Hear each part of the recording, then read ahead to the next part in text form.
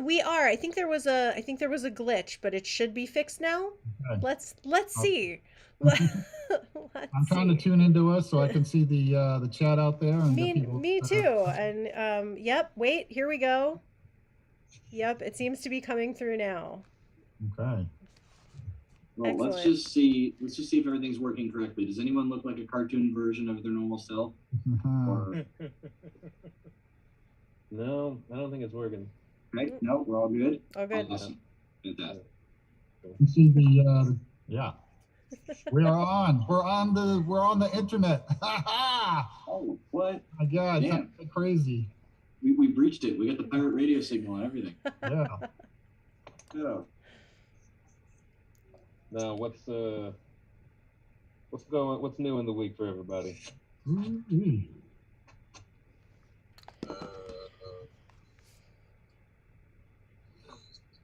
It's been almost a year since we were last at a show.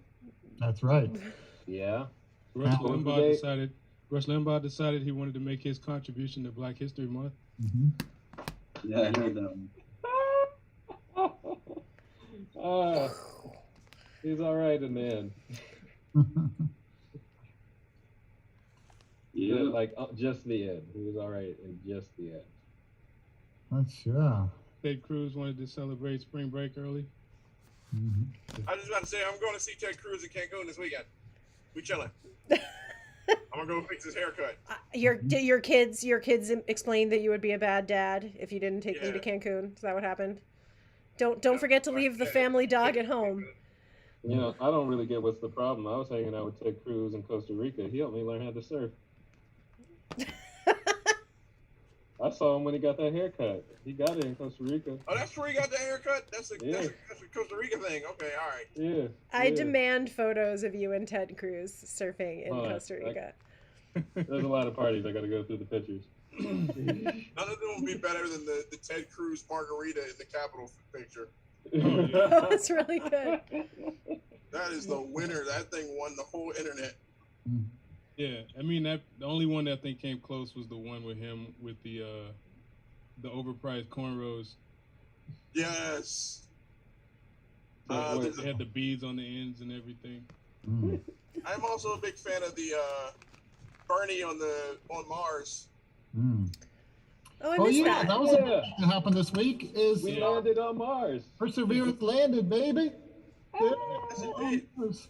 Now, is it going to find Gangstagrass there? Because Gangstagrass got sent to Mars, the originals, and they may be trying to get rescued. We'll see about that.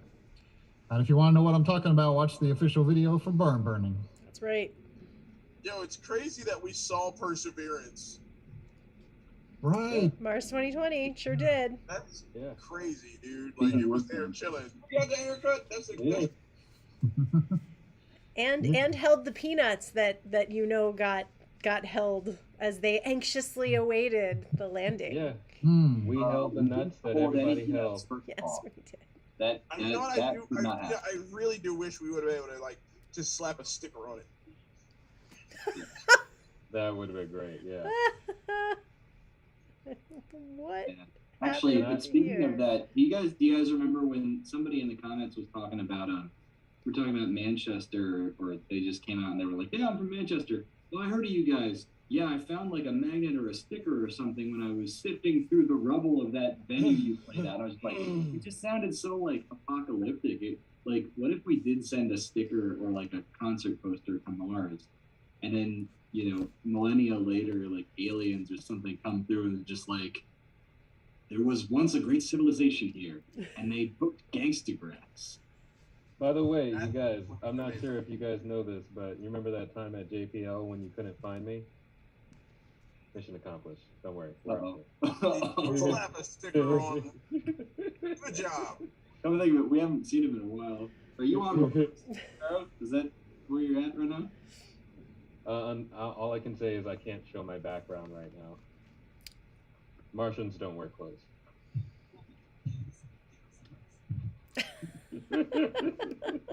Can't take this guy anywhere. Oh, dude, I gotta. You know what? Ooh, yeah. I'm gonna do something really cool. You're gonna like this. Okay. You're gonna like this. Cooler than naked Martians? Not right now. Just keep your eyes and ears open. Okay. All right. Oh wait. I think we can also tell people about the song we just made. We did just make a song. Yeah. Oh, leaves the mission Yeah. control.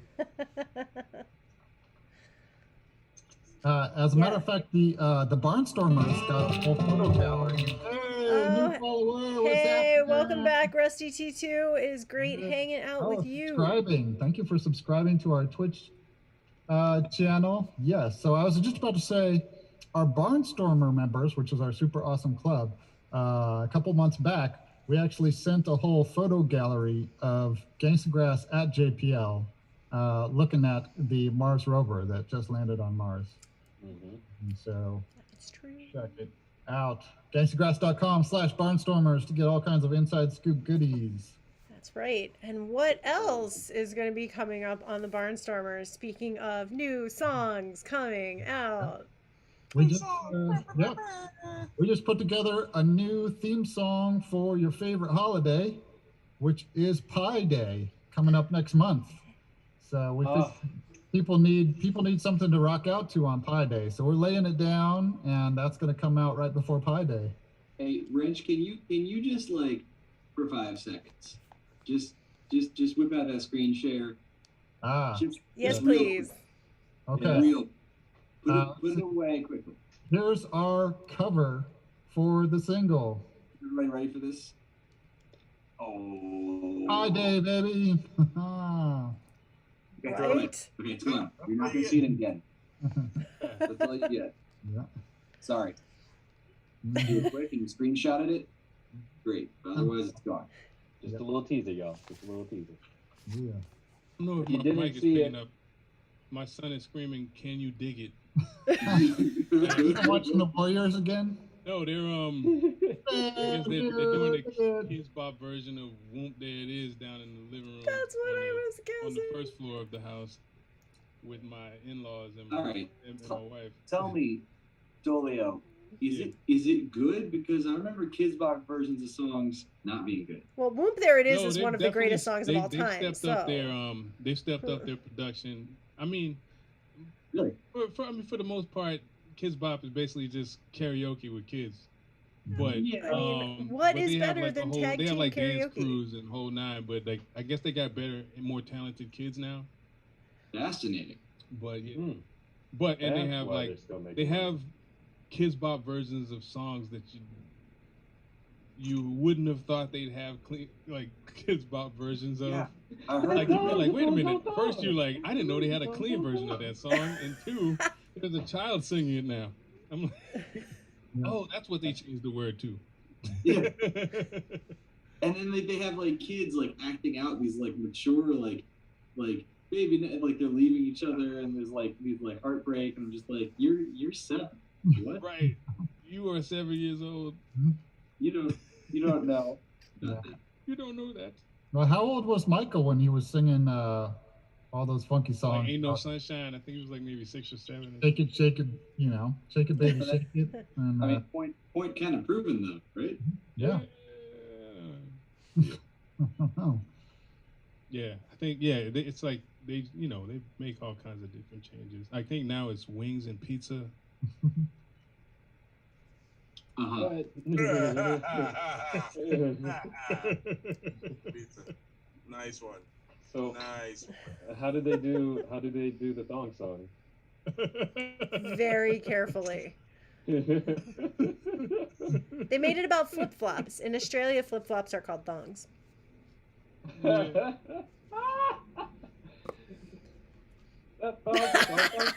Yes, you did. Yes, you did. That's like two. Thong. Flip, flip, flip, flop. Wait, is there something on my face?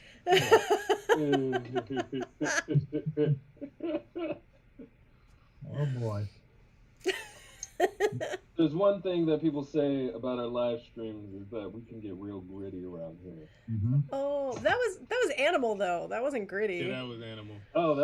Sorry. Oh, they're clearly related. Yeah, I Ellie, just stumbled upon that though.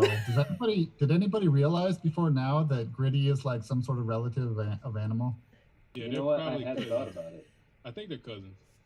Yeah, yeah. And another one of their long lost cousins is Gritty, Griddy, the Texas Power Company.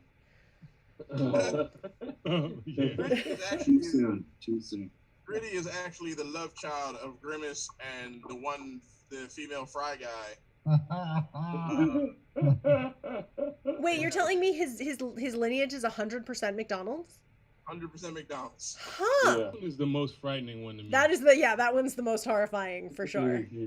And yet Definitely. it makes no sense. It makes Yeah. no sense. The similarity is uncanny. Yes, I want to see Cartoon Dolio. That's Yeah, I don't even know where to find that one. it's one of the first You got ones. the, you got the mother's looks and the Under-featured. father and Grimace's size. Think about it. But anybody want to talk about Grimace for a second? I think there's a lot of questions to ask So many questions. about Grimace. So many questions. First of all, what is Grimace? What the fuck is Grimace? All right. I'm gonna swear tonight. Fuck it. So, all right. So, what he Where? is, he used to be a character called Evil Grimace. That was his full name. Uh-huh. And eventually, they just shortened it to Grimace and made him a good guy. He used to be like the antagonist of the extended McDonald's universe. He was Was like that the crime boss pre-Hamburglar? behind the Hamburglar. Right. Yeah, they already had the hamburger, right? Yeah. Yeah. Oh, I do And remember. like the boss behind Hamburglar being And like, then Ronald McDonald was like the Joker, right? Oh, the original Ronald McDonald was what? Wilford Brimley. No, not Wilford Brimley. I want that one. No, not Wilford Brimley. Did we go to there? No, it's another guy who has just the same number of syllables in his name. Hmm. He was like a newscaster or something, Hmm. but he was a very frightening looking character. Hmm. I forgot what the guy's name was. I don't know why why Wilford Brimley's name popped in my head. But Obviously, Wilford Brimley. No, that's it. Willard Scott. Sorry, it was Willard Scott. Oh, Willard Scott was the Willard original. Scott. Oh man, Aren't Wow. Willard Scott and Wilford Brimley the same person? they are the same person, in fact. That's what I So, thought. There you go. Now, Right, it still doesn't answer what Grimace is, though, because going just based on looks, I would say eggplant, but there's no eggplants on the McDonald's menu. Now, Grimace was supposed to represent the shakes on the menu, Really? but there's no eggplant shake. So Fry Guys represented the fries, and Hamburglar. Maybe it was a represented the hamburger. discontinued flavor. Yeah. People were Why- complaining about having why to is it chew for- their milkshakes. And I mean, maybe it's supposed to be like a glob of shake, and they wanted to do it for the chocolate shake, but when they made like a brown glob, it just looked too much like poop. So maybe they decided on purple. I don't know. I think we're seeing Grimace's mother. yeah. oh Lord, Oh boy. oh You can't do that for too long. No. No, indeed.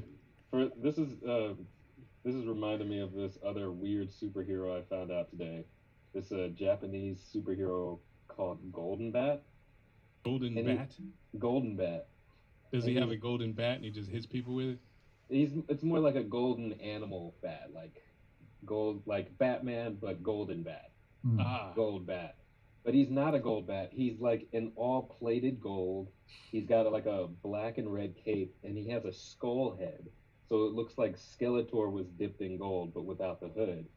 And most of what he saves the day, but he like laughs evilly in bad guys' faces. oh Lord. So he like destroys the bad guy lair. It's just like You sure he's the good guy? So wait, he saves the day. That's the thing. He's just really Pharaoh, evil looking. Pharaoh, do you think there's any connection to the Pokemon that Zubat evolves into, the Golbat? Like, do you think that's like a reference that only the Japanese get? No, that it would be if there was a golden Golbat, then maybe, Mhm. Yeah. maybe, because they do reference. I found out that they reference. There's a lot of cross references to Golden Bat. He's been around for a really long time. Like I learned that The he. original Ronald McDonald. No, man. Yikes. Nah, that's. I'm not eating that burger. Not going anywhere near that building. Oh hell no! What's inside that cup? Yo, you go up and I was like, nah, you Urine. know what? I'm not hungry Urine. anymore, ma. I'll eat my vegetables now. Coconut scented with mango flavor. Then I probably would eat them. Thank you, Essimism. Tell you, that advertisement makes for some healthy kids. We should bring that ad back. Yo, it gives kids nightmares, yo. Yeah. That was anybody remember that Super Size Me documentary that Morgan Spurlock did Yeah. years ago? Yeah, The so one that's thing I remember him saying, he was talking about the marketing, and all the bright colors and the play place and the Happy Meals, and it's all designed to like hook kids early because then that's your best customer for life. And he said that's why every time I drive by McDonald's with my kid, I'm gonna punch him in the arm. I think he's joking, probably. But, yeah, man, psychology. Kapow.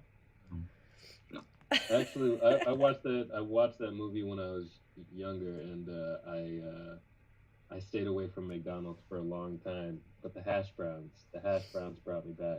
Browns. Does anybody else love the hash browns there? Come on, tell me I'm not alone. I could get down on some hash browns from McDonald's for sure. You're not wrong, but they don't stand up to Waffle House hash browns. Ooh. I could get down on some Waffle House hash browns too. You don't go to Waffle House for waffles. That's all I'm saying. You don't go for the waffle. And you probably want to bring your own syrup. Yeah, you're talking to maple molasses up here. I would bring my own syrup anywhere. Yeah. Yeah. Yeah. So I think we got Gangstagrass coming on in a minute, and we'll see what they're all about. Yeah. I think I like this one because it preserves your smile. It does. I feel like you could definitely, like, there needs to be a Cheshire Cat one where slowly, it just fades to just the smile. Julia, you're ready to practice law, my man. Yeah. I am not a cat. I am really here.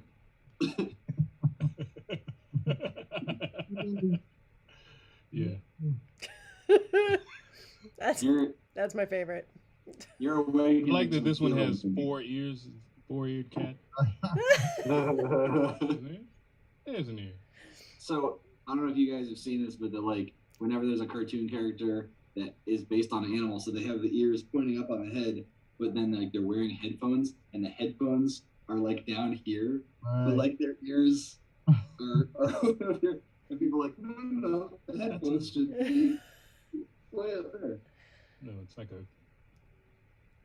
Yeah. I see that in old cartoons all the time. Did they do that to Tom and Jerry?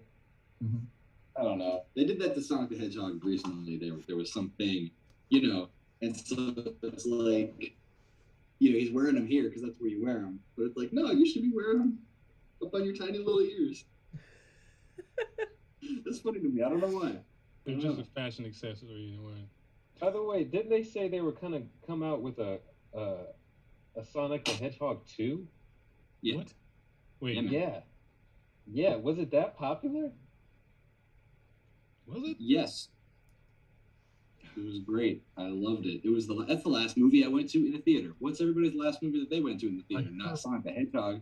Sonic the Hedgehog 2. I do hear that Sonic the Hedgehog is a fairly popular game that came out, so maybe they'll make a sequel to that. Everything I know about the Sonic movie I learned from Screen Rant's pitch meeting for it. And again, thank you, Dolio, for introducing me to Screen Rant's pitch meetings. Those are hilarious. Even if it did take me the better part of 30 of their videos before I realized that those two guys are the same guy. Yeah, I mean, it was fairly easy, Billy and Community.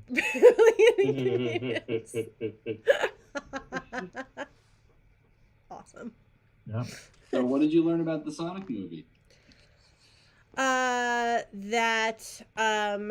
even though Sonic can like run from like here to the moon and back, for some reason he decided to get in a pickup truck with a stranger to drive across the country very slowly. Hell yeah. Mm-hmm. I don't think have friends. I don't know. Maybe he burns a lot of calories with the running, and he needs to, He stack doesn't up have on energy. friends. Need It's some road about trip time, friends. some hamburgers. Oh, and that they teamed up with some fast food restaurant that was not Sonic. That's true. Wendy's. I Yeah, think. that didn't make sense. If Yeah, it's a missed anybody- opportunity. Why? But honestly, let's be real. If you could team up with Sonic or Wendy's, sorry. I'm gonna go Grimace on this one. 100% McDonald's lineage there. wasn't Obviously, an Roy option. Rogers is my top Right. choice, but they're Well, not I think nationally the available. Opportunity for so many different milkshakes.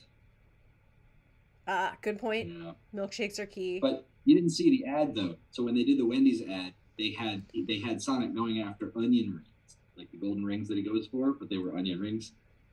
It was great. Which is actually, if I may, take up one more minute of everyone's time that you're never going to get back.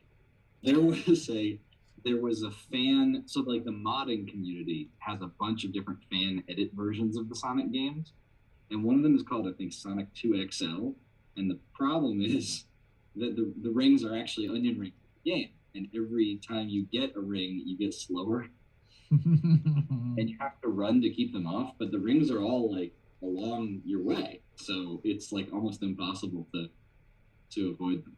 It's not very fun. Yeah. It's conceptual. Mhm. I feel like not something about convinced. 5 golden rings should happen here, but I'm not quite sure what it is. Yeah. Movie popcorn. Very nice. So I'm gonna throw out another topic to the people in the chat. Everybody listening right now, we have a Pi Day song coming out. What other holidays would you wish to have a song to commemorate over the Yes. course of the year? Yeah. Throw in your need- holidays you need a song for in the chat. You need a Gangstagrass song about holiday fill in the blank. Mhm. What is it? We've got Pi Day covered, so your top choice we've already taken care of. No worries there. And we, to some extent, we kind of have Arbor Day covered too, because we yeah, covered it 'cause- in Christmas, Hanukkah, Kwanzaa, Ramadan, and Mismaka. Mhm. Yeah. Hi. Welcome back, Pharaoh. Yeah, but we might just have to do one dedicated to Arbor Day anyway. Trees are super great. Partially because Asimism is so awesome and just cheered us 1,000 bits and is always popping up in the chat being really cool. Here. Yep. Yep. That decides it. Yep, Arbor Day song. Arbor Day. You guys want to see Golden Bat? Not sure, Pharaoh. What are we talking about? I don't know how to answer that question. I really don't. Tell me how to do it. Please, you should have never showed me this thing. I knew you would love it. Yo, No. Why? Why is this happening? This is pretty great. Yo, This is. I'm gonna teach like my first lecture next week, like this. All right, students. Today we're gonna talk about. I Being think this a is raspberry. that's an innovative way to teach. Mhm. Yeah, they definitely won't take their eyes off the screen. All right. Some sort of skit is about to happen. Yeah, So let's bring on. Oh. that's a lot of Pickle Rick. Yeah, it's like the scariest of Pickle Ricks. And you have the creepy shadow of your silhouette behind it, which is like even worse. There's always two, you know. There's Pickle Rick is the Sith apprentice, and then Sleeves is the Sith Lord master. This is for some reason a party potato. It's the party I don't know. potato. Yeah, it's like the happy birthday potato. Yeah. Oh, this one's fun. Ah. Wow. Holy shit. Yeah, you can't Oh, tell, but it is roughly translating my expressions. I figured it would be. Do the Dilbert mouth again. speaking. Oh. Two nuggets on the program tonight. Yo, how do you get the background to appear? Oh, if you change your background to if you uncheck I have a green screen. Ah. Yep. Chicken nugget. Yep. How many shows did I watch that looked exactly like this when I was a kid? You know, a lot. What show am I thinking? Yeah. I feel like there are It was more one that now. was like a bunch of thumbs. Mm-hmm. Hey, that's what the Yeah. people that look like the people in my background that you can't see look like that. Oh god. Hey, do you? Okay, There we this is gonna sound. If you don't know what I'm talking about, this is gonna sound strange. Yeah. But I guess that's always true of everything I say, so I'm gonna let it rip. So here we go. Does anybody remember? You would have to have been watching Nickelodeon in the '90s to remember this. Does anybody remember a show called Wiener? What? No. What? No. Wienerville? Yeah. You Wienerville? No. surely you are mistaken. Oh. I don't think I remember Wienerville. Mm-hmm. I might have missed that one. Well, I am not even gonna explain the premise, so we can move on. Great. Yeah, What? it sounds, Yes. You're sounds gonna like- leave us hanging? Oh. You know what? Ah! Oh. Yeah, just a little bit. Just a little bit. I'm looking at Good point. pictures. I could explain it honestly. The explanation is just way too long. I saw just a little bit of Wienerville, and you know what? Those little when they did yeah. the big faces with the tiny bodies, that freaked me out. I wasn't into that. Yeah, they would do that, a bunch of sketches like that, and then in the middle of the show, they would take one lucky audience member and turn them into a wiener. And they would put them in the machine, and it's like, we'll come back after the commercial break, and there'll be a wiener, and then you come back and like, I'm a wiener. Oh boy. No. So, yeah, I think that show is paying lots of therapist bills. Yeah. Kids are grown up. there's the show. Hey, have you talked about that in your session, Stancho? The problem is, I take for granted all this stuff, I'm just like, everybody had that experience growing up, and then I get these like looks like, no man, no, we didn't watch a show called Wienerville when I turned you into a wiener. All right, so I want to go around with this question then. Yes. Shows that you remember that like you don't think people will believe existed and are like, we're before the point where everything's on the internet forever anyway. So can I say something that's not Wienerville? I'll have to think about it. Yeah. Okay. Again. I go last. Does anybody remember Peanuts and that noodle dance? Noodle, do the noodle dance.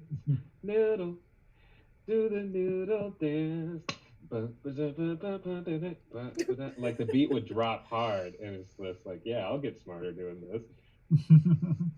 It was like the dance. It was this show called, there were three otters.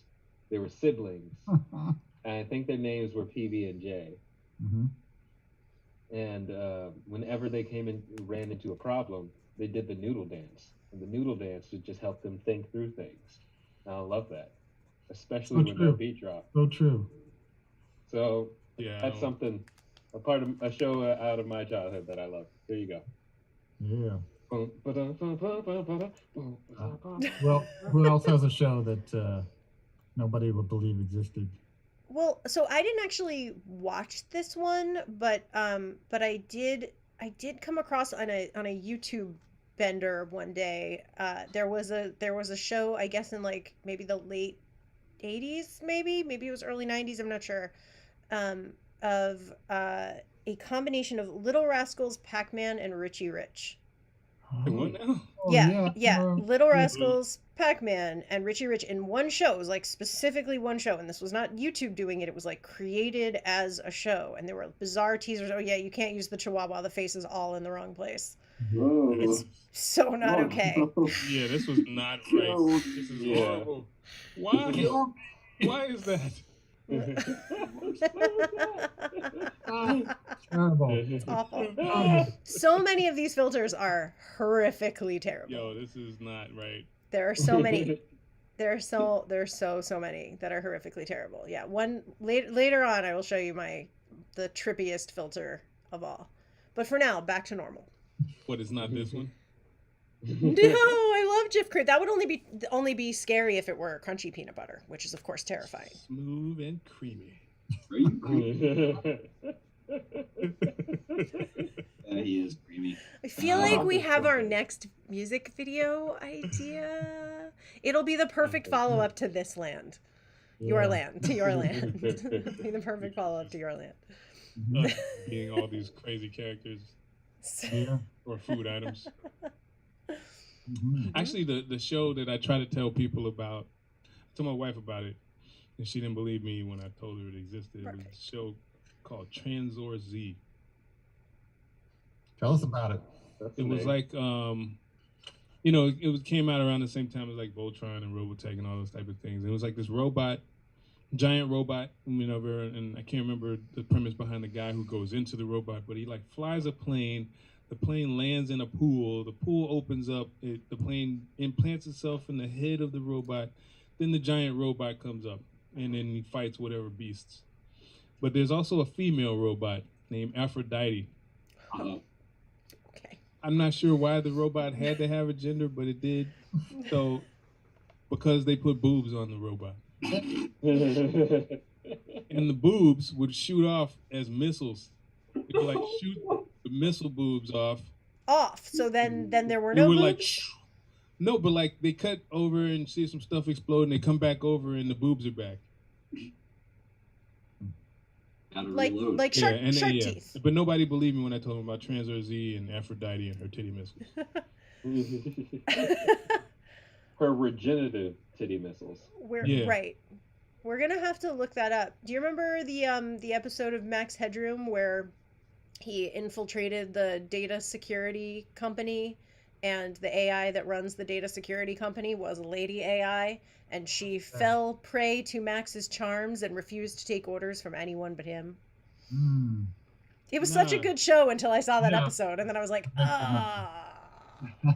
Yeah, I didn't like get through the whole series. It was like the first couple episodes, and then I was just like, you know what? Knowing nothing about the show, I wonder how could it have been a good show up until that point, and how would that be the point that does it? Like otherwise. Yeah, that wasn't the point for me. I mean, I haven't rewatched it since I was a kid, but I watched the whole thing as a kid, and I was like, "This is crazy." I loved it. I loved it. It was a great show. But now rewatching it, I will say some pieces of it It didn't stand up to the test. Yeah. they did not age well. Yeah. Yeah. Yeah, That's a all lot right. of stuff from that time did not age well. You know what aged well? The Rugrats. Hey. Really? Yeah, one of them's like runs a pretty conscious tech company. Yeah, they all grew up and did some pretty cool things. Muppet Babies was my jam. Muppet Babies. Muppet Babies, that was my jam. Yeah, there's a string of baby shows. Like there's Looney Tunes babies. I'm not sure if that was a good show. Tiny Toons, man. You're Tiny talking about Toons. Tiny Of course, it was Toons. a good show. It Tiny involved They Toons, Might Be Muppet Giants Babies. and Animaniacs if we're in that era. Oh, Animaniacs was great. Thank you. You just reminded me of mine. Absolutely mine. Freakazoid. Oh yeah, Freakazoid. Yeah. Oh. I don't know Yeah, they were Freakazoid. What is that? That show is pretty funny. They passed up the opportunity to use the actual Freakazoid song Mm. as their theme song. That would have been. But it's a great song, though. The song that they use is really solid. How's it go again, Dan? It's I forget most of the words. Dun, dun, dun, dun, dun, dun, dun. Freakazoid. Freakazoid. Dun, dun, dun, dun, dun, dun. Freakazoid. Freakazoid. Oh my gosh! Is so anybody reading the YouTube comments? Yeah. No, why? What? What's, We've had a lot of good YouTube comments tonight. read them to me. I can't see. Overcast is really bringing it. So Yeah, that's what I'm bugging off of. Somebody please. For fanboy monkey spanking. Boy, That's, thinking. that's what. And Overcast just learned that their wife does not know who Max Headroom is. So Damn. I know the Max. Another divorce. Yeah, we may have caused some problems here tonight. So the concept of Freakazoid is there's a kid named Dexter Douglas, and he ends up activating this like random computer glitch program thing that zaps him into cyberspace. And once there, he undergoes a strange transformation. I mean, this is kind of in the era of like The Mask, you know? Mm-hmm. So very, very similar thing. So he ends up, his skin turns blue, and he dons red long underwear, like woolly, sort of scratchy red long underwear over his whole body. And his hair gets like a Bride of Frankenstein, sort of like big with a white lightning streak down the middle of it. And you know what? He's really a combination of, what did I just say? Of The Mask meets Deadpool. That's what it is. It's The Mask plus Deadpool. It's the same. Yeah. Kind of like, wow. You know, that's a good junction right there. But wearing like with less murder. Less murder. Yeah, less murder. Less murder, but like I feel like he probably like does that zany thing where like, you know, whatever he does like probably would kill a person, but he's sort of cartoony like The Mask, but like people that he fights are not necessarily cartoony.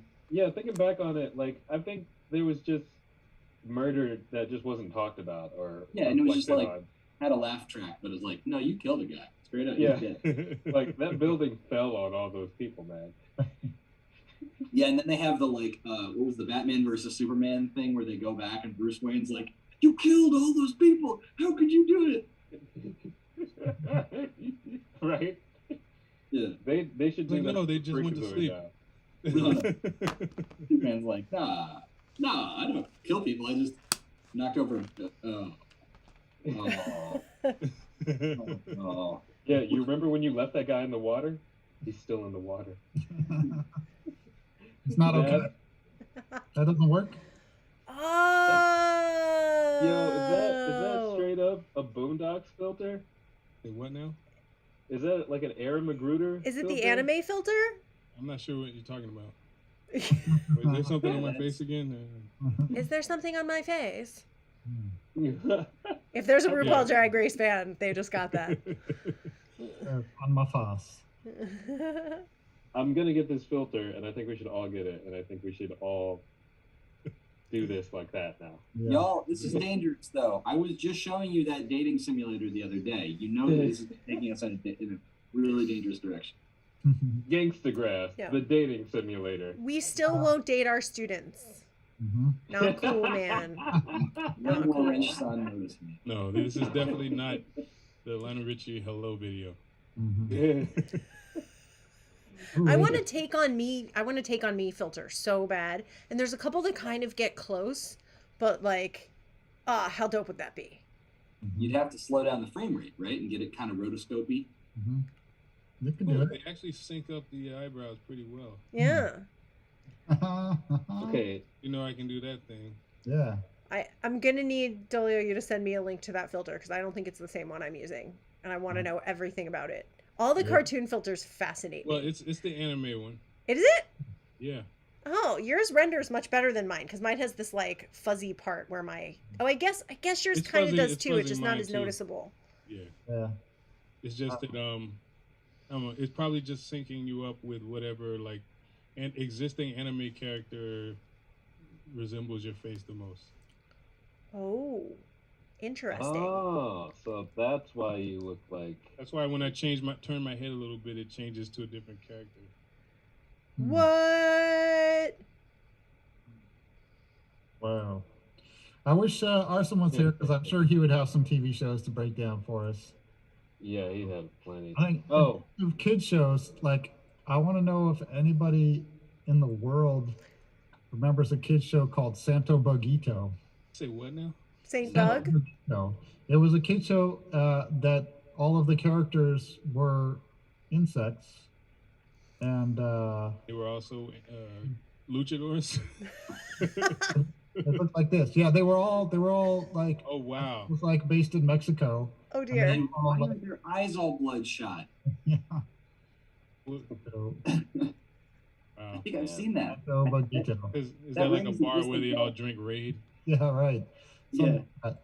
Now there was a show on MTV when I was in high school, there was a show on MTV, and it was called Buzz, but not Buzzbin. Buzzbin is a show that you can look up that was on MTV, but Buzz is a show that you can't even look up. There's like no record of it. Whoa. An amazing show where they had like, it was like half an hour of just like really highly like edited and stylized, like cutting between documentary and music stuff with a lot of like social conscious like messages stuff.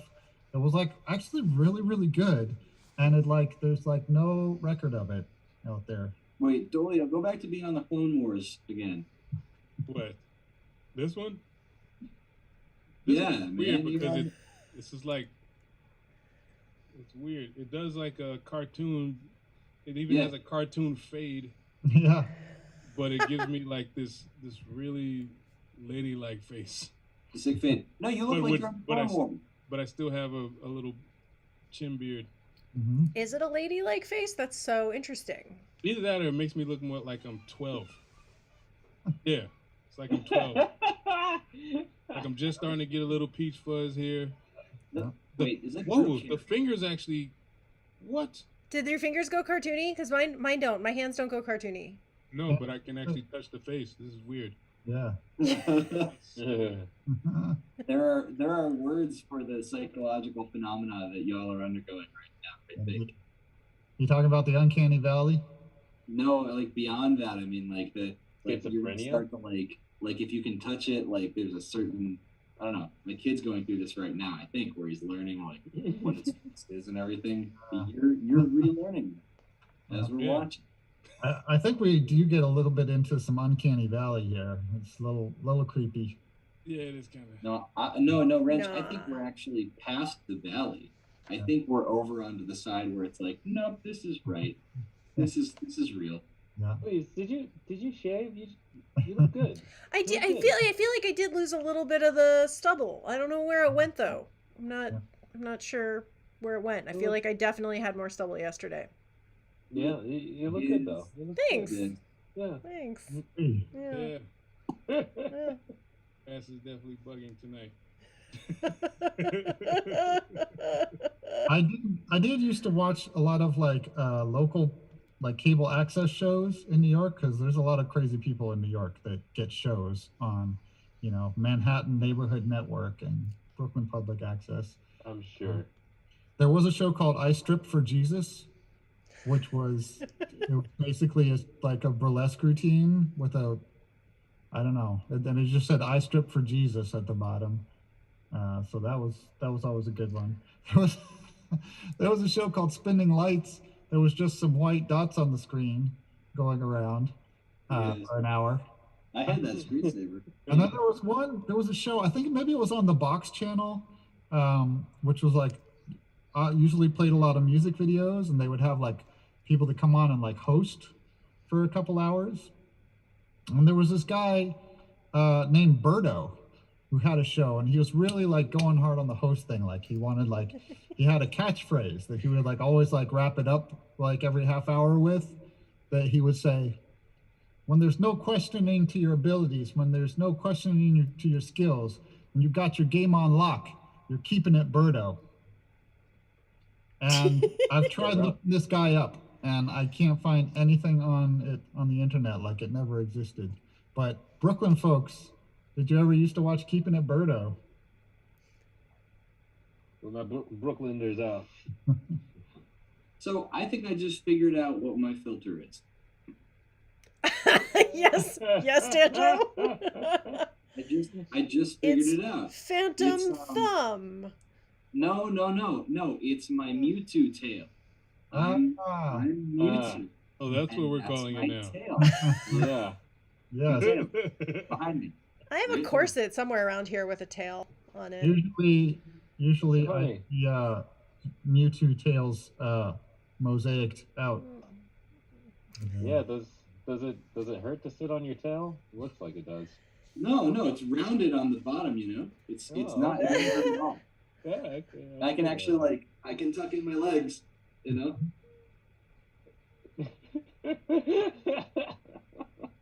Yeah, it feels great. It's very natural. Well, we're all about natural here tonight. Obviously. Super natural. important. Welcome to Gangstagrass. This feels great. Very nice.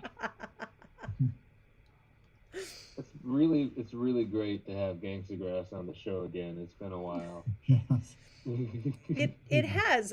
So we should probably like interview each other. Mhm. Wrench was suggesting earlier that we have a little round robin of questioning, where people interview each other in either in alphabetical order or throw out a question for everybody, something like that. Let's do it, and let's go by seniority. Wrench, you're first. Oh, I was. Then we're gonna have to like figure out when everybody joined or whatever. Too complicated. We I know would the order. suggest- Yeah, my suggestion was alphabetical. to just go alphabetically. Do you interview the next person alphabetically? So, Wrench Audios, I guess since you have an A in your name, you're first. So. Right. Okay. And who would be? Well, if we're going by nicknames, then we would go Wrench, Sleeves, Danjo, Dolio, Pharaoh. Mhm. But we could go in the order of the circle too. You guys all see the same thing I do, I presume. Probably not. Nope. Definitely not. Right. Yeah, mine is not in the same configuration because it's a different number per row. Oh, right. I Yeah. can definitely tell it to follow host video order, but you have to have the 3-2 thing. Right? The wide eyes are amazing. So Dolio, if you put on glasses, if you put on like real glasses, your eyes would get smaller. That's the crazy thing. Like, what? Oh, that's so trippy. There's the valley. There's the valley, right? All right, There, Wow. there it Yeah, is. Yes. Holy shit. Yes. It works. Yes. Oh my god. I'm getting You some cartoonified the glasses. Now wait. Now Okay. do the dipping the glasses and looking out over them. Those are some sexy eyes, honestly. Are those Jefferson's glasses from Spider-Verse? This is definitely like some strong Miles's dad vibes. For real. All right, so who goes first? I'm willing to go first. I know my it's B Pharaoh. I get it. Okay. Wear these glasses for the rest of this. Yeah, if you want to go with that alphabetical, then B Pharaoh would interview Danjo. Oh, nice.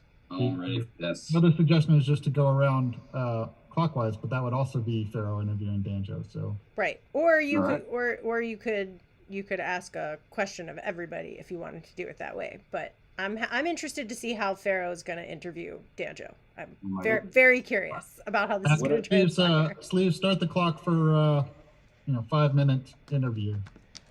Okay. You got a clock going too. That's right. All right. Any question rules? Any directions? Is it just open ended? There are no rules other than 5 minutes. Initiate a 5-minute conversation with Danjo. All right. Cool. Suddenly afraid. And go. All right. What's up? Hey, it's great to be interviewing you, Danjo. You know, I've been wanting you on the show for a while, and it's really, really great to have you here. How you feeling today, man? Thanks so much, man. It's really an honor for you. So Hey, I'm snapping my suspenders. it's So tell me, you're with your family right now, right? It's true. Yeah, I'm actually hanging down in the DC for a couple days here. We're just getting in some good grandparent time with the little one. So it's good. It's good times. That's beautiful. I'm sure the parents are gushing all over that baby. Yeah, man. It's true. It's true. And also, I'm guessing you get a break from being on duty all the time.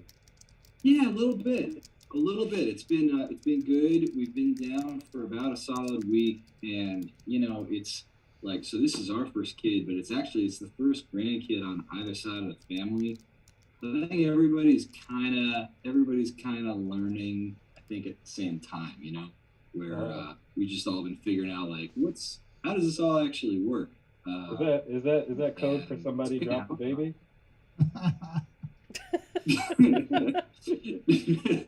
No. No, it's just like he's active, and he's got a lot of cues, but you don't necessarily know what they are in any one situation. He's kind of like a. You ever have a Tamagotchi? I did for a little bit. I didn't get it at all. Okay, well, this is like if you couldn't just like return it or put it in a drawer or something. Mhm. Yeah, he's a real Tamagotchi. But you figure it out eventually. And actually, I heard some people, if you were really into it and committed, you would actually like go to your parents when you went to school and be like, please, here's this thing. Okay, you press the feed button, and you press the water button, and you got to take it out or it'll die. So Sounds that's like too much extra parenting to me. Yeah, man. Yeah, no, it's been good. It's been good. Having a break is good, but I'm definitely enjoying the parenting thing. It's weird timing with this pandemic, but if it had to happen sometime, I'm not really missing any shows either way yet. Yeah, I mean, none of us are. And just for some context for everybody, Dan's parents are lovely. They're Awesome. they're really lovely folks. And last time we were over there, breakfast was made, dinner was made. Mhm. There was some family music going on around the family piano. Like, Yeah, I grew up playing bluegrass with my dad. I still do. We were just getting in some tunes earlier, so I'm really proud to be continuing that tradition of exposing a child to bluegrass music way too early and just completely screwing them up for life. It's gonna be really good. It's the only way we'll be able to relate to each other. So, in true interviewer fashion, I'm gonna go ahead and like plug that album you have with your pops. Yeah. Mm-hmm. Yeah, Dan just got a whole album dedicated to continuing that legacy. it's true. And actually, now I think about it, we'll probably have to amend the title. We called it Under One Roof, but the full title is Under One Roof: 4 Generations of American Music. Because this goes back, I learned a lot of this stuff from my dad playing these tunes on mandolin, and he learned a lot of the tunes from his uncle playing them on harmonica, and then he learned them from his dad. So that would have been my great grandfather, who played a lot of this stuff on fiddle. A ways back, and this is back in Missouri. We actually went through the old family hometown one time on tour. Not much to it, but we got there, and it was pretty cool to see. So a few years ago, my dad and I decided we wanted to keep this stuff alive, and we went into a local studio over at Home Park, and we laid some tracks down. It's just been a really nice thing. My dad was just talking about trying to do maybe a second volume of that, so we might be continuing that project. Heck yeah. I'm hoping to maybe one day expand that to 5 generations of musicians. No pressure, obviously, but were you playing for Henry? Were you playing some songs for Henry? Oh yeah, he digs it too. He enjoys it. He likes the music. He likes the rhythm of it, and that's all ever happened with me is I was exposed to it, and then turned out I liked it. So. All right. Where are you sharing? You sharing that album anywhere, by the way? I think we should put some of it over to the Barnstormers. That's correct. Awesome Club Barnstormer supporters. I think they'll get some of this album as a free download with their subscription pretty soon. It's an awesome album full of like bluegrass standards and just it is tremendous. It is so good. And I've always appreciated that. Sleeves is always the one slinging the merch at the table, and I've got a couple of different projects with different bands and different albums, solo projects, whatever. And I like to think they're all pretty good. I have my own preferences, but you come over and Sleeves is always just really particularly fond of that one, and I just feel like it's got to be an authentic thing. It's just not just like trying to sell out of it because we only have 5 left or something. It's really, and I always appreciate that because it's a project that's meant a lot to me. So. It's fantastic. So yeah, check it out at gangstagrass.com/barnstormers. Sign up if you're already a barnstormer. It will be at your tier page. So either gangstagrass.com/nickel or /platinum or /titanium or /gaff tape. And D'Angelo, you want to, having been very well interviewed, go ahead and introduce and interview our friend Dolio the Sleuth. Oh, it would give me great pleasure. And Pharaoh, thanks so much, man. Great to talk with you. Hey, great to have you on the show, man. All right. Yeah, man. It is my totally unexpected and unprepared for pleasure to be randomly selected to interview the one, the only, the Dolio. So Dolio the Sleuth, how is it going, man? It's going all right, man. I baked some brownies today. Somebody's baking brownies. Yeah. I wouldn't make the mistake of asking you, did you bake anything today? I would ask, what did you bake today? Yeah. You're baking pretty much 7 days a week. I get the impression now. Is that right? Yeah, I made some Italian rolls earlier this week. They lasted exactly 48 hours. No, they lasted about 18 hours. Right. So we'll never know how long they could have lasted before they go bad. I don't think anything ever goes bad in your house. No, it gets scooped up pretty quickly. That key lime pie was That's right. Well, I only have 5 minutes, so let's just stay on the topic of baking and just list everything that you've baked, and that'll probably be our time. Well, I did make some crab cakes for dinner tonight. Oh, okay. 4 minutes, so we should probably keep it moving. Yeah, I mean, so just for context, I don't know if everybody knows this about you, but I just introduced you as Dolio the Sleuth, and you've had that nickname for a while. And I understand it comes from your background in computer coding, and specifically in I guess, would it be debugging, finding the bugs? No, actually. Further back. It actually goes back further. It was before I even started coding. Really? Yeah. One of my schoolmates at MIT, who's an artist and also a mechanical engineer, we because my grandmother was a librarian, I basically grew up in the library, so we always had lots of books around, and we didn't have cable because we didn't have loot like that. So we were basically just reading a lot of reading. I read basically all the encyclopedias because we would get all the expired encyclopedias for free. So I had this knack of just retaining lots of information, like about random stuff, because I would just read whatever, I'd just like pick up, the G volume and just read through that. Sure. So what would happen is that people would ask random questions, or they'd have like random discussions about something, and they would, get into an argument about whether or not what the other guy would say was true. So they would always ask me, because they just knew that I would know the answer. And if I didn't know the answer, it would just bug me that I didn't know a question that somebody asked me. So by the next time they asked me, I would know. So I had this knack for gathering information. So they just started calling me the sleuth. That's fantastic.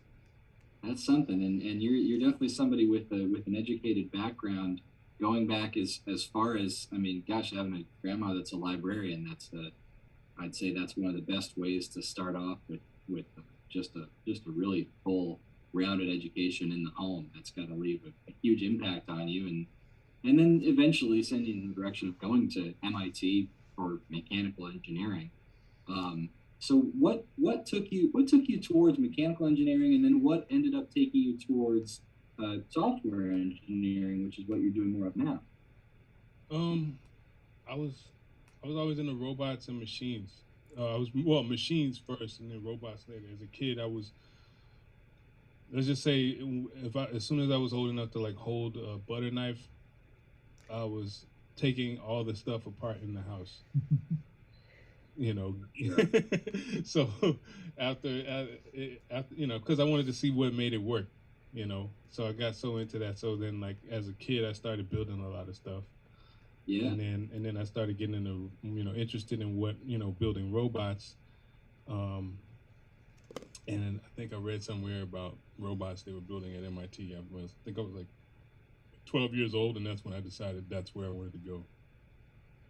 Fantastic. I realize we're out of time, but your latest thing is a 3D printer, so you're kind of getting back into mechanical stuff. What's your next big project? Well, I've been printing a bunch of stuff that we needed for around the house. A bunch of things, little tools and widgets and latches and handles and stuff. But the thing that I'm printing currently is a set of Beskar armor, Mandalorian armor. But in the meantime, I'm tweaking all the settings because I'm playing with the different filaments. Something you need around the house. Yeah, well, we've been watching a lot of Disney Plus, and I started making a set of armor for my son, but not with the 3D printer. That one's handcrafted, which is turning out pretty well. We'll submit a bunch of those pictures to the Barnstormers as a bunch of progress pictures as each Very step, good. because it's all because he's a kid. He's at the stage he is in his life. He's growing rapidly. So I don't want to like spend all this many hours as it takes to print the armor and all the material for the hard plastic PVC armor that I'm printing out. So I'm making his out of cardboard, but still in a nice, robust, sturdy way. But it's fun. It's a nice little activity with the kid, Fair enough. And I've seen that Sleeves has been giving me the 3, 2, 1, 0 countdown. And after the 0, she put on a helmet of Mandalorian armor. So I hate It's true. what comes after that. So I'm going to wrap it up. But dream big. Actually, I'll show. Yeah, here's a quick little picture of what the progress so far. There you go. Heck yeah. Yeah, I haven't I'm gonna give it I'm gonna prime it and paint it, but it's gonna be. I have to wait because it's been snowing, so I'm doing that outside. Smart. Yeah, I bet you. here's the, with the armor and everything. Check it out. Look how shiny that helmet is. Amato is gonna remember that forever. Yeah. So you should be able to take a closer look at that, I think. Coconut scented with mango flavor. Hey, thank you, Noli D. Yeah. You can take a closer look at some of that stuff over on the Barnstormers page. If you just subscribe to any of those tiers, you should be able to get. I think if you subscribe to Nickel, you'll get like just a shoulder plate, just one shoulder plate. That's all you get. You can't see the rest of it until you go all the way up to gaff tape. No, Yeah, you can get the rest of platinum. This is the printer printing a pauldron. The pauldron's the shoulder thing, right? Yeah, the shoulder piece. Nice. Wow, you get that for free. There you go. Yes. That's Right how- there. That's not even a good one. That's the throwaway one. It came out all right. All right. So for the good stuff. Yeah, I haven't watched much of the show, but I remember like a couple episodes in, they get like that one little brick of Beskar, and they're like, "All right, what do you want to start with?" Got to get a pauldron. Just a pauldron. That's all. But like, I'll come back for the rest of it. I thought that was so. Pardon So me.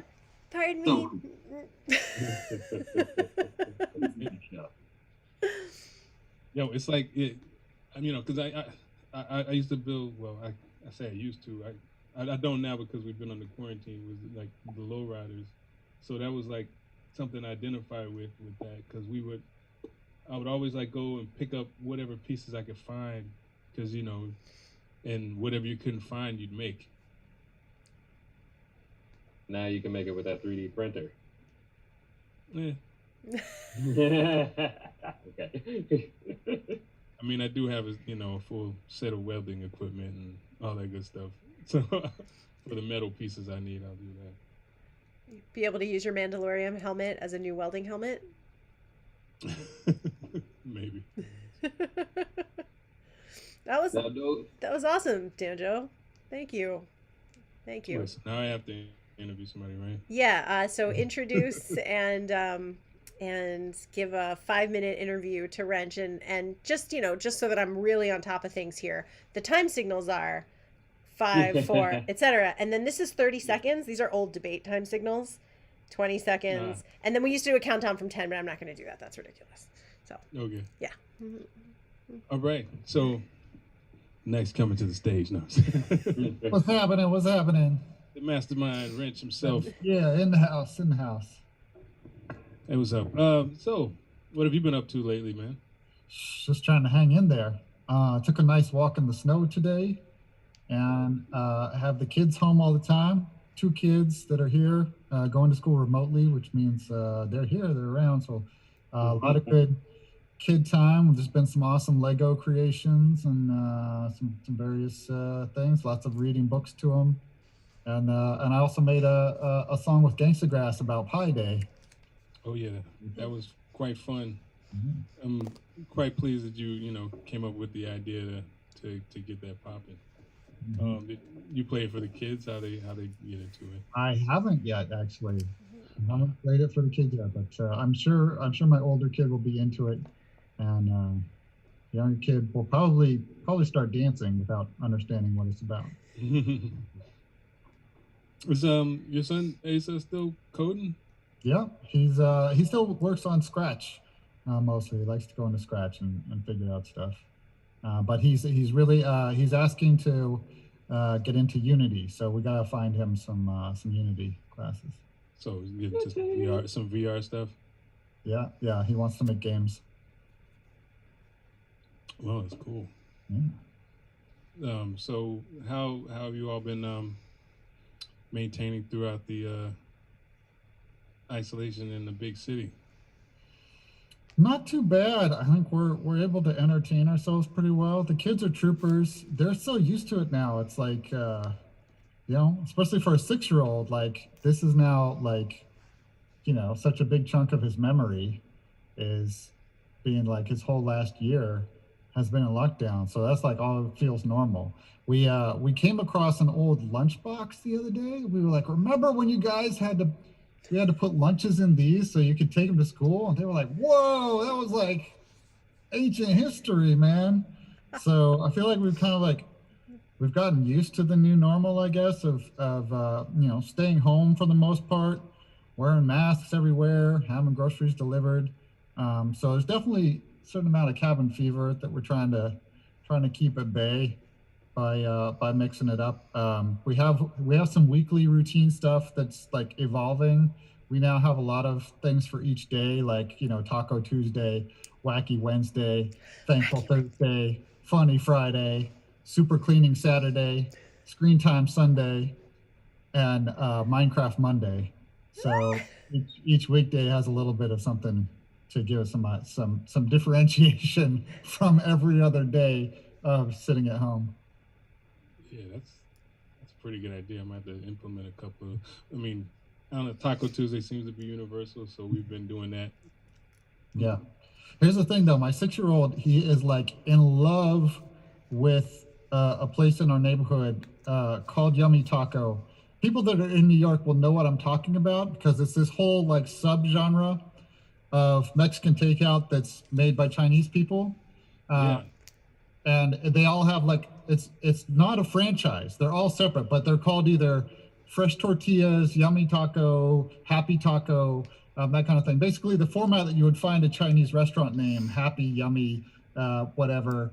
Yeah. And tortilla actually is their terminology for a tortilla with something in it. They have burritos on the menu, but you can order like a bean and cheese tortilla, means like a little tortilla with stuff wrapped in it.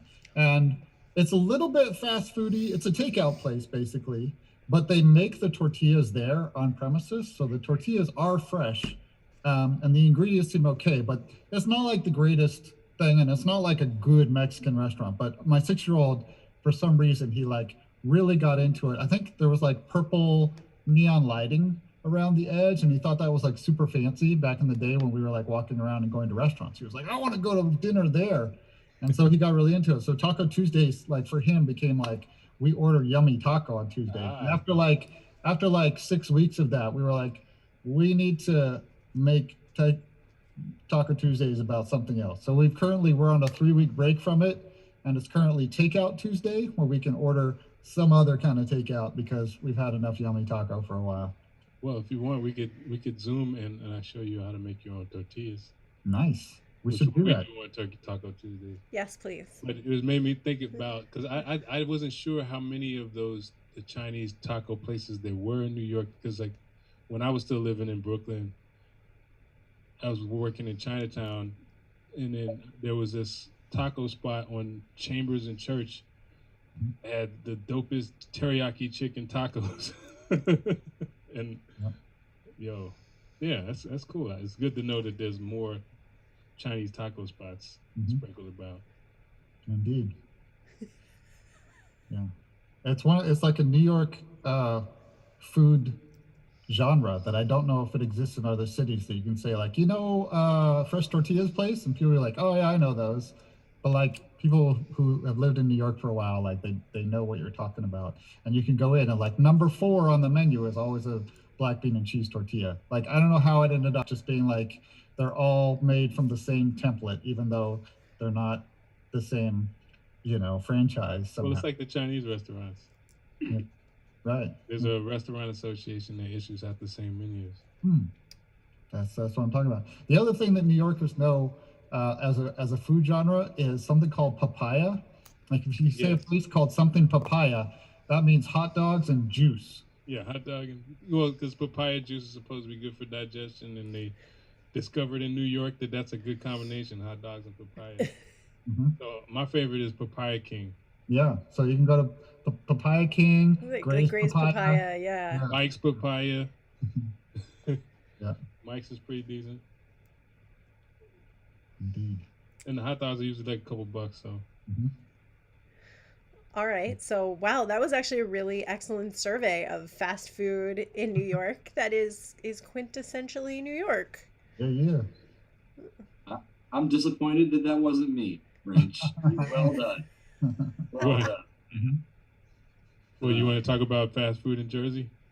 I guess Delia should. Yeah, I was going to say Sesame pizza. The Chinese taco place reminds me that in New Jersey, and only in the Little India section of New Jersey, which is the Indian epicenter of the Eastern Seaboard, you get something called Indo-Chinese, which is its own little hybrid you can get around here. Hey, we'll do this again, and we can do a whole Jersey food thing about the Little India stuff, the dosa spots there. Oh, dosas. But also, I would love to get some information out to the public about the difference between a pork roll and what's the other name for it? Taylor's ham. Taylor's ham. Yeah, the difference is we live in Central Jersey, and there's kind of this line somewhere around here. To save it for the whole episode, we're going to do one. All right. Take the pork, see, and somebody's going to end up dead, though. So I guess Wrench is now going to interview Cartoon Sleeves here. Yeah. Cartoon Sleeves? What? Okay. So, what's up, Sleeves? Welcome to the program. Hey, Wrench, great to see you. What a surprise. Yes. So this last week, you started using these filter avatars a lot, and I understand that you really like them. Tell me what attracts you to having your filter on a lot. I have to admit that I was surprised by how much I liked being a cartoon. And, if I had come across this a year ago, I'm not sure I would have cared. But after being in my house for almost an entire year now, this seems like the natural choice. Being a cartoon seems like just the right thing to do at this point. And so from henceforth, I shall be a cartoon. That is my plan. Yeah. Cool. Yep. I look forward to all the various cartoon manifestations to come. I look forward to it too. So far, there aren't too many options for being a cartoon. You know, we're in the early days of the tech. Sounds like there's a lot of options, but not many that are good so far. Yeah, yeah. Like there's a couple that are not, you know, sort of not fully fleshed out. And you know, unfortunately, I can't say that I'm excited about too many of them. I mean, you know, I like the options that we have for sort of puppetness, but as you can see, it's not really flowing with my mouth. That's like the mouth open or closed. Right, exactly. And you know, I can, if I blink, it makes the little eyes go around. But you know, there's oh, this one's a good one. Yeah. The South Park face. South Park. But yeah, so it's gonna take a while. This one, which looks good at first, but then you notice that my mouth isn't moving at all, and that's a little creepy. So yeah, we're getting there, but it'll be a while.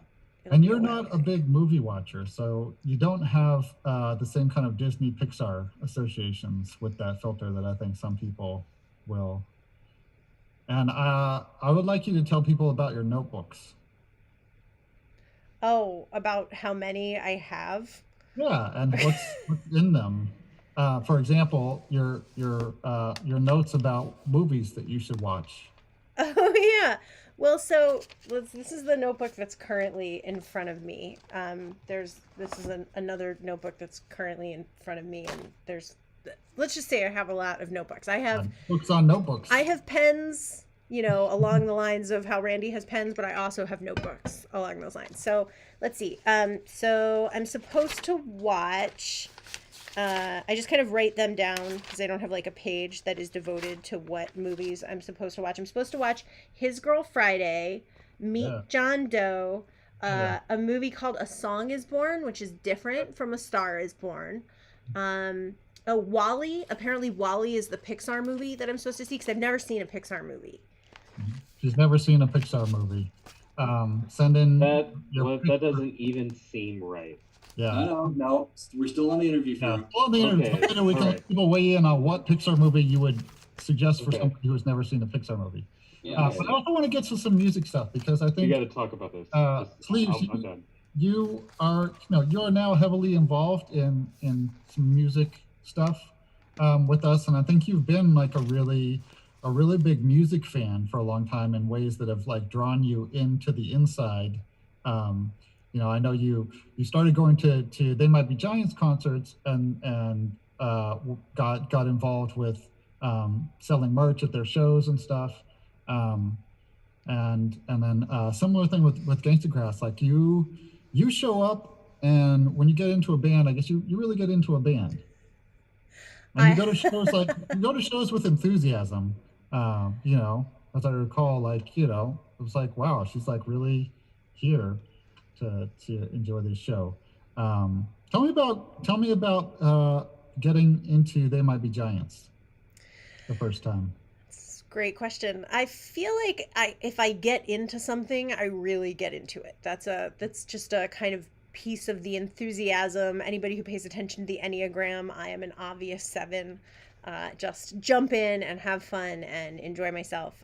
So when I first heard They Might Be Giants, I was in middle school on my Odyssey of the Mind team, and this 8th grader that I had a bit of a crush on would sing like Birdhouse in Your Soul and Istanbul, and they just seemed like really cool, funny songs. And then at some point I saw them, I guess a rerun of Tiny Toons where they did those songs, and I was like, oh, that's who that is. It's the Tiny Toons band.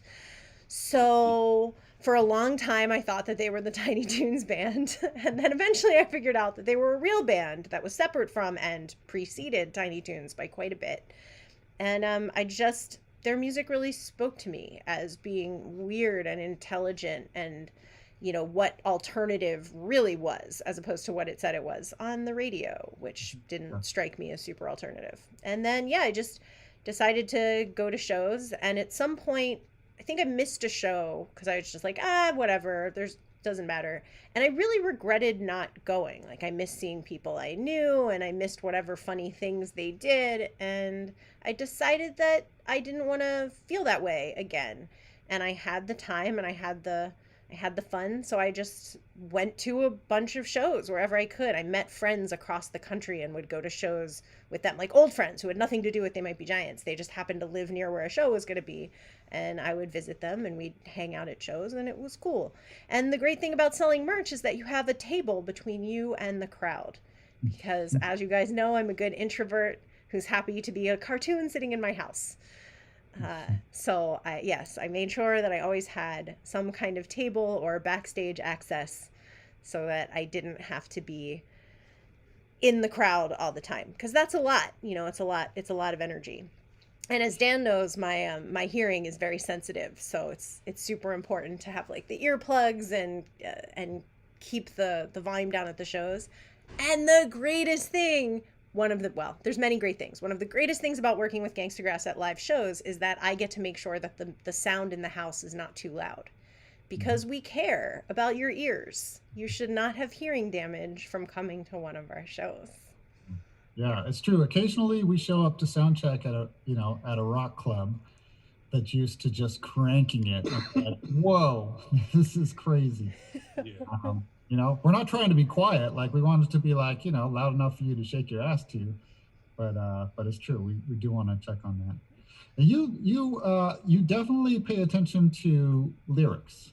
I think you're definitely like breaking down songs in terms of the concept and the idea and the lyrics and stuff. What's a They Might Be Giants lyric that really grabbed you and was like, damn? Oh gosh, there's definitely too many. Obviously, Don't Let's Start. This is the worst part. But I was a teenager when I heard that, so I had different outlook on things. And then I felt like when their album The Else came out, they had a couple of songs, one called Take Out the Trash and one called Climbing the Walls.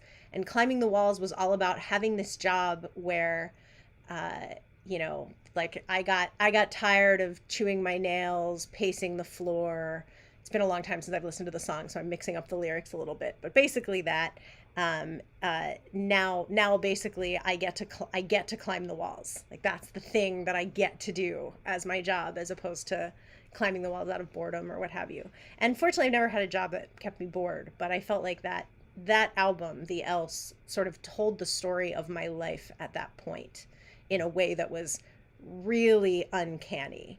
I was going through a bunch of stuff, leaving one job, starting another one, ending a long-term relationship, and it was like all of that was on the album, which was amazing. But I am a lyrics person, so that's why I love the music of the folks here in this Zoom right now. Dolio's lyrics are out of this world, just layered science and mathematics and engineering and cultural references.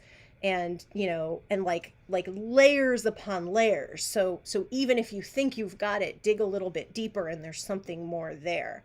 Danjo has a song that just won a second place in a contest, in a songwriting contest. If you could put that in a bottle, did I get the title right? Yeah. Which also just is so evocative and catchy, and I know a lot of people like just the music of things, and that's great. Beats and music are fabulous, but when I listen to Lone Dogs by Wrench, I cry every forking time. Every single time. And then you combine it with that adorable video of Isaac running around the playground. So yeah, lyrics are super important to me. If they weren't, I would not be here. And if being with wonderful people weren't super important to me, I also wouldn't be here. So speaking of wonderful people, hey Pharaoh. Hi. How you doing? I'm doing okay. Excellent. So the Enjoying first hearing about you. So first, Pharaoh is like Danjo and Wrench, a multi-instrumentalist, and has been a touring musician for almost his entire life. Pretty much started out of the womb and has been a touring musician for ever, since the ancient times. And I first met Pharaoh walking down the street in DC in, I don't know, a decade or so ago, and he had a big old bass on his back, and it turned out that was just one of many things that that he can do musically, and it's really impressive. So the first question I have for you, Pharaoh, is what is your favorite chord?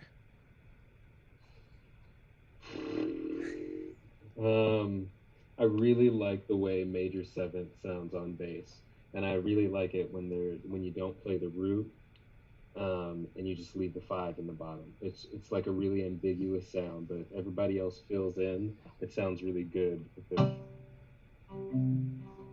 that. There's the major seventh, and that's it with the 5 in the bottom. I like that sound. I like that sound, especially with other people playing. It seems really ambiguous by itself. And you've toured. For the record, I asked that question about the favorite chord, because Pharaoh is one who will always throw some wacky chord into something. Like, you're doing a standard bluegrass progression, and Pharaoh's just like, but what if we bring in the 13th? And to me, that's what makes it hip hop. I assume that was coming from your jazz background, because you do have a bit of a jazz background, right? Yeah, but hip hop has a jazz background. So it's like, I mean, you hear those funky chords in a lot of hip hop music, and you hear them like, used with repetition. You really get to soak them in, some of the weirdness of the chords that like you hear pop up in hip hop tracks, which one we did recently, the beginning of da da da da. Simon Says, John. Yeah, Simon Says. Like that's sort of a strange beginning. It's from a Godzilla movie, right? Yeah, that's correct.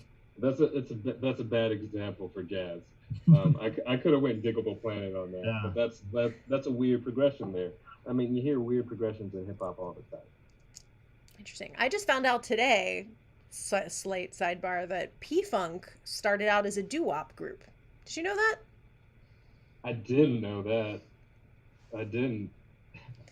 I've got to find those tracks. Full disclosure, I learned this in a work trivia, so I mean, probably right. I don't know. I hope so. So Pharaoh, you've toured with a lot of different acts. You've toured with Dom Flemons, who was one of the original Chocolate Drops members. You've toured with the Hack and Saw Boys. You've toured with, I believe, a member or two of Old Crow Medicine Show. You've talked with and worked with a lot of different folks. So, what's a great memory of being out on the road, or just sort of your general feeling about touring?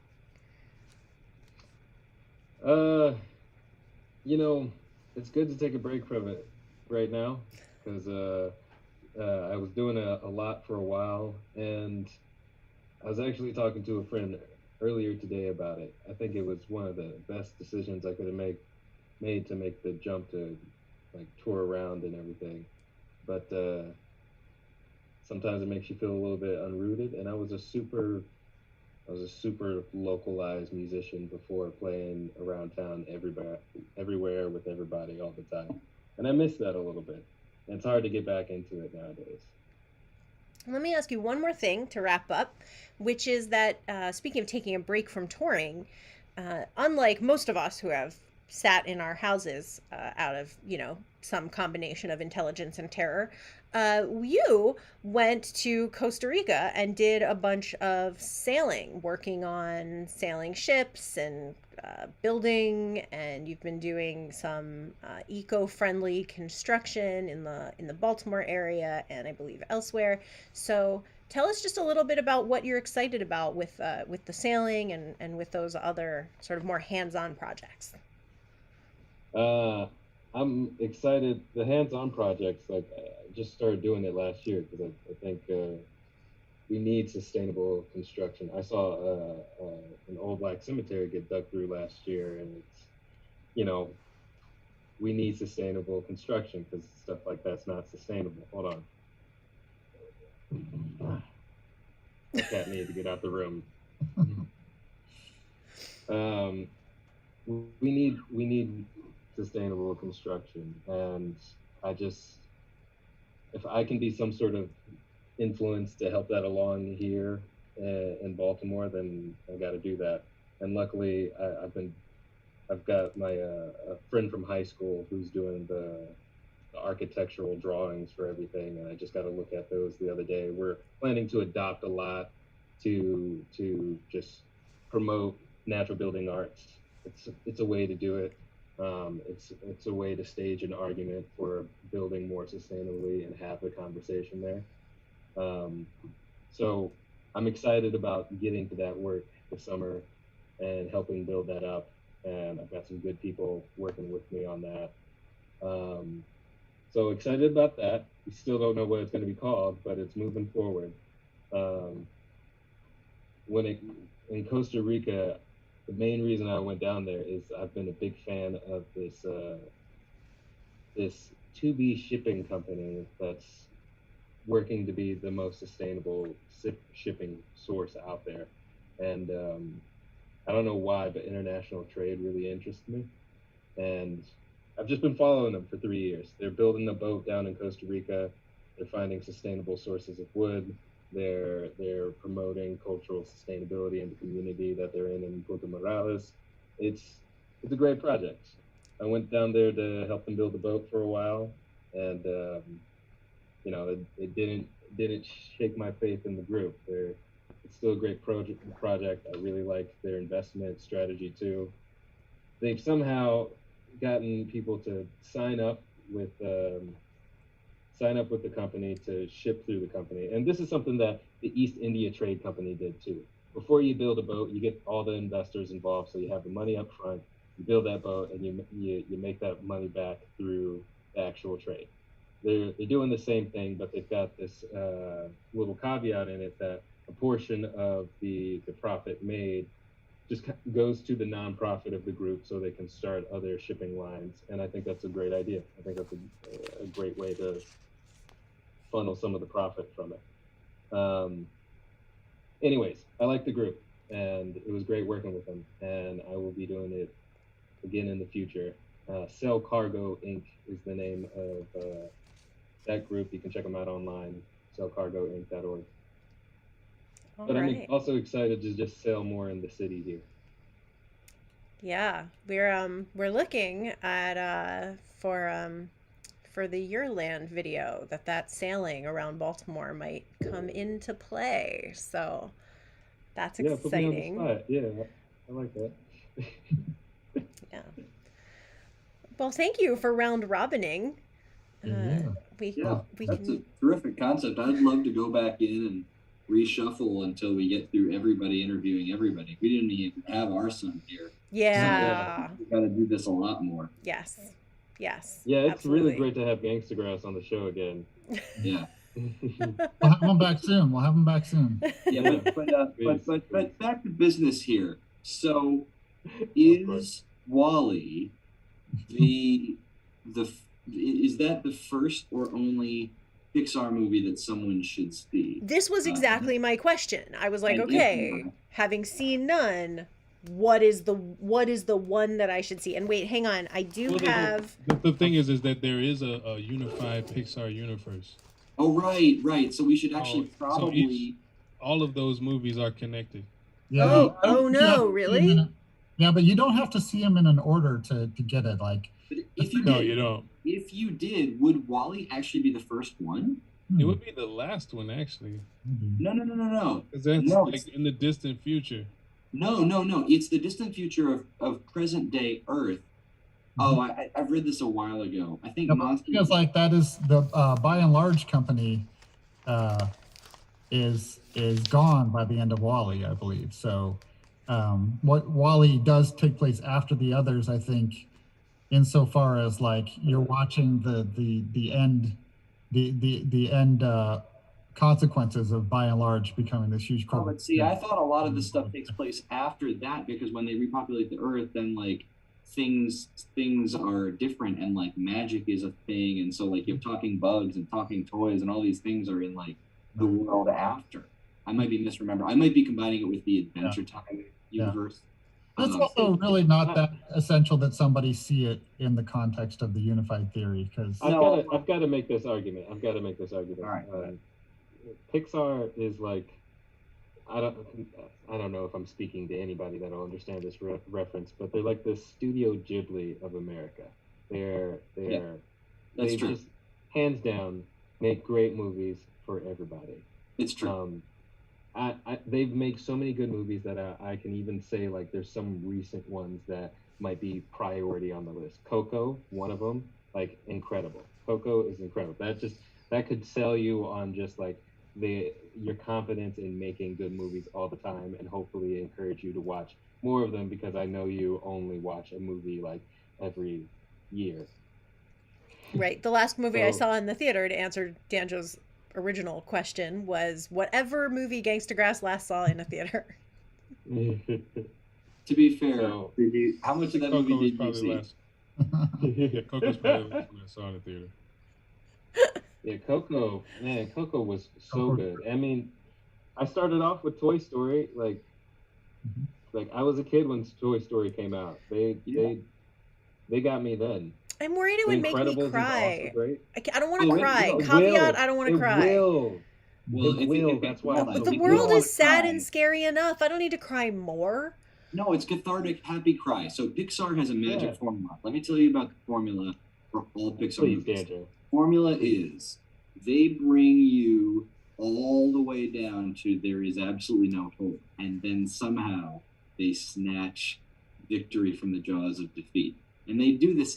It's so predictable. You can go into a Pixar movie these days and be like, oh, they're gonna just do this again, aren't they? And then you're just like, man, they did it. I didn't know that they were gonna make it, but they made it. So maybe, I would suggest, like, if there's other ones that you should watch, I would suggest definitely Coco. Oh man, the twist in that had me bawling. And Up. Up is good, but I don't know if I would start with Up. I wouldn't start with it, because that one, if you're worried about crying, you're gonna cry within the first 5 minutes. Yeah. Oh, right. I heard they put all the crying up front in Up. I guess that's okay. Can I skip the first 5 minutes? No, you gotta go with the best part. You dose it. Yeah. Go in planning to only watch the first 2-minute montage, and then just turn it off right then. Process that, then go on with the rest of the movie. Yeah. That's what I would say. The YouTube chat Overcash was suggesting Up to watch as your first Pixar because it's such an intro to the Pixar way of telling stories. Yeah. I guess that's true. I guess that's kind of true. Now, I gave Sleeves a warning about Coco because it is a cry your eyes out movie, especially in terms of relationship with your father. Oh, that's the one. Oh, you guys. Oh. So that's something go into that if you're actually ready to be like, yes, I'm gonna. Come to think of it. Well, it's more like relationship with your grandfather. Mm. Yeah, if we're asking, we're sending Emily in here for this isn't just a movie. This is healing. Great grandfather. Yeah, great grandfather. Yeah, it was the grandmother's father. Yeah. Oh, okay. I never knew that guy. But the soundtrack is off the chain. It's great. Coming to think of it, actually, if we're asking what is the best Pixar movie for anyone to start with, that's one question. But I think we can even go further and say, if you can see that one in 3D. What would be the best Pixar movie for Sleeves to start with? And I think you make a really good point about relationships. I might actually, I wasn't going to say this, I might actually say Inside Out might be where I would recommend that you start. That was another one Wrench suggested as a possibility, but he ultimately came down on Wall-E. Yeah, that was the one that if feelings can have feelings. Yeah. Oh, the feeling. I remember I sent you the meme and it was like, okay. Yeah. Where Wall-E is if robots have feelings, or Cars was like, what if cars have feelings? Toys had feelings, bugs had feelings, and then Inside Out is the ultimate culmination of feelings had feelings. Had feelings. What was that? Soul. Soul. What if black people have feelings? Took a while, but they got there. Yeah. Dan Toma in the Facebook chat suggests Hugo. Do you guys have thoughts on that one? That's not Pixar. Yeah, he knows it's not Pixar. But Oh, I see. I'm sorry. I missed. Yes, you're right. I missed the first part. My issue with that is that the book, the invention of Hugo Cabret, is such a masterwork of a book, of a graphic novel medium. In its medium, I really can't recommend that anybody see the movie before reading the book, and I honestly wouldn't even recommend that you watch the movie, just because I would never want somebody to watch the movie and not read the book. All I'm saying is very high recommendation for reading the book. Absolutely recommend the book. Okay. Sounds like you grew up with that one. What? All right. So we've got Wall-E, Inside Out, Up, Coco. Wrench had also mentioned Monsters Inc., but that was third down. As far as I'm concerned, everything has feelings. Inanimate objects have feeling. Trees definitely have feelings. Shout out to Arbor Day. You know. Yeah, if you watch Monsters Inc., I would Wait, suggest you see the original, which is Little Monsters, which was not animated. But you know what? I'm just remembering now.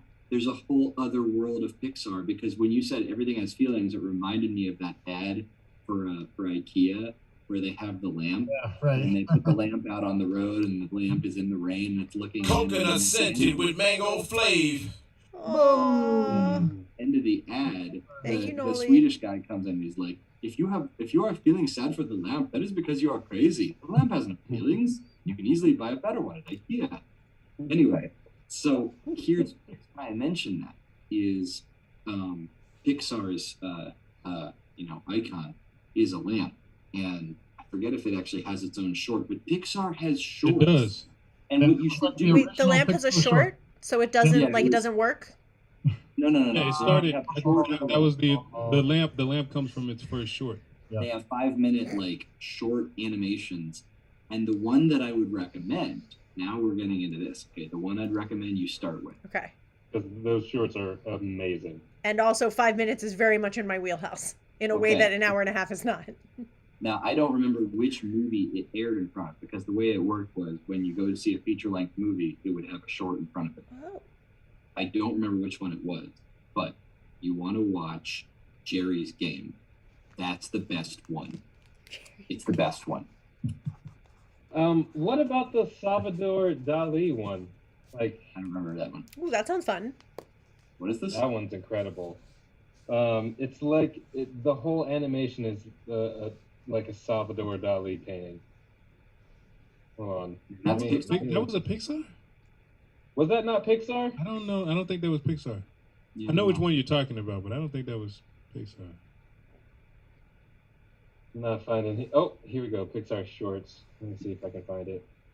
I'll continue. I'm gonna figure this I'll out. tell you though, and anybody who's seen this, who remembers it, Jerry's Game. It's Jerry Geri.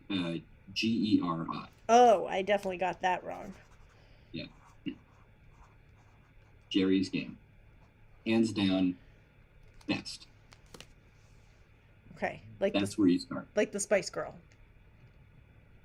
That's right, Ginger Spice. Jerry I wasn't Spice. sure which one she was. I just knew one of them was named Jerry. That's Ginger Spice.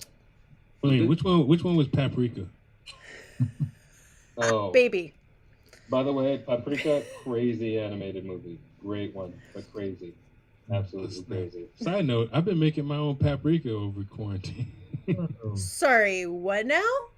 Side note, of course you would. I was telling my mom that you capsulize your own turmeric. But Yeah. paprika, that's a whole other business. I don't know, Yeah. the aroma of fresh turmeric is I don't know. It's just awesome. Do you smoke the paprika? I hope so. Do you Hungarian the paprika? Sometimes, some of it, just a small batch of it, because a little bit of smoked paprika goes a long way. It's true. It's true. That's what I learned from Miss Cheryl at Sweet Nola's. Yeah, I started. One of my coworkers at the school got me into putting it on my popcorn. So Yeah, it is great on popcorn. You pop a big thing of popcorn, use a little olive oil to pop it with, and then Definitely. sprinkle some smoked paprika on the top of it. Gives it a nice little. Olive oil is the They- key to the popping popcorn. Do you have one of those old style poppers? I have one of the ones that you plug in and you're scared it's gonna burn everything down, but just watch No, it. And it's I just mine. have a big pot. It's like it's Ooh, huge. It's really a- old school. It's the pot that I use to steam crabs in, but it'll take the little steamer bottom out, and then I just pop popcorn. I just did that for the first time like a couple weeks ago, actually, stovetop version, and I did it with a little bit of brown sugar and salt, and I just did classic kettle corn, and it was phenomenal. Yeah, I haven't made that yet. Ugh. I'm a little scared of getting it all stuck to the. No, because the oil, so it's not a problem. All right, I might give it a try. I have been because various things come into shortage, and we got this huge distrust of outside food. I taught myself how to cook everything that we used to eat. So one day Michelle was like, "I want a caramel latte." I was like, "We don't have any caramel. I guess I gotta make it." Caramel's easy unless you screw it up. Yeah. Yeah, How do you- you can order like flavored syrups for your coffee, right? That's cheating. That's cheating. No, it's 100% cheating, especially when the real way to do it is basically like playing chicken with a thermometer. Yeah. Yeah, buddy. Yeah. And you have to So- resist the urge to taste it. if you want to keep your tongue. Ow. One that would be hard to replicate though is there is a syrup for toasted marshmallow flavor that they put into it to make a s'mores latte. Well, yeah, we just toast a marshmallow and then melt it into it. Gelatin. Yeah, Hoofy. yeah. It's terrible. You made any Midwestern standard food? Ambrosia? How about some ambrosia these days? And That's I one wouldn't do I've it. never attempted to make, and it kind of I'm afraid of it. It's this alien consistency to it. I first got introduced to it in Minnesota. yeah, where did we have that? I just had ambrosia. Mhm. Oh, you Where know was what? it? I was having trouble thinking of Midwestern specialties, but I don't know that many Nebraskan specialties, except the cookouts that I've been to. But cheese curds. Yeah, cheese curds. Yeah, Cheese every curds time we are go to incredible. Wisconsin, we end up coming back with just Get them squeaky. Farts. mad Farts. cheese. Lots of farts. Mad cheese. Yeah, although I gotta say the what is it, the Mouse House Mm. has gone down. Really? Since our earlier visits there. Yeah, they changed. They remodeled, and now they don't have the thing where you can just order a sandwich with any of the cheeses that they have for sale as cheeses. That was Why? one of my favorite parts of that. I know, that was an awesome thing. But to be fair, if they hadn't made that change before COVID, So, but you keep up with the Mouse House? Well, every time we go through Wisconsin, we've tried to go there. Yeah, we always stop there. Because at one point we were just like, we should go to one of the awesome cheese places here. And we happened to find that one, and it's got a sandwich making side to it. And we were like, can we get some of this aged whatever dill cheddar on the sandwich? And they were like, yeah. But now they've moved away from that model. That's. Yeah. that was a good Yeah, I I sample. guess that means I have to just keep buying the whole cheeses. Yeah. But the ability to get food made with the cheese there was a really cool feature that I would go there instead of Mars Cheese Castle is a good one to go to if you're in Wisconsin, but it's They had just you're They just had a gonna pretty decent beer selection too. Wine. Actually- They had a wine and beer selection.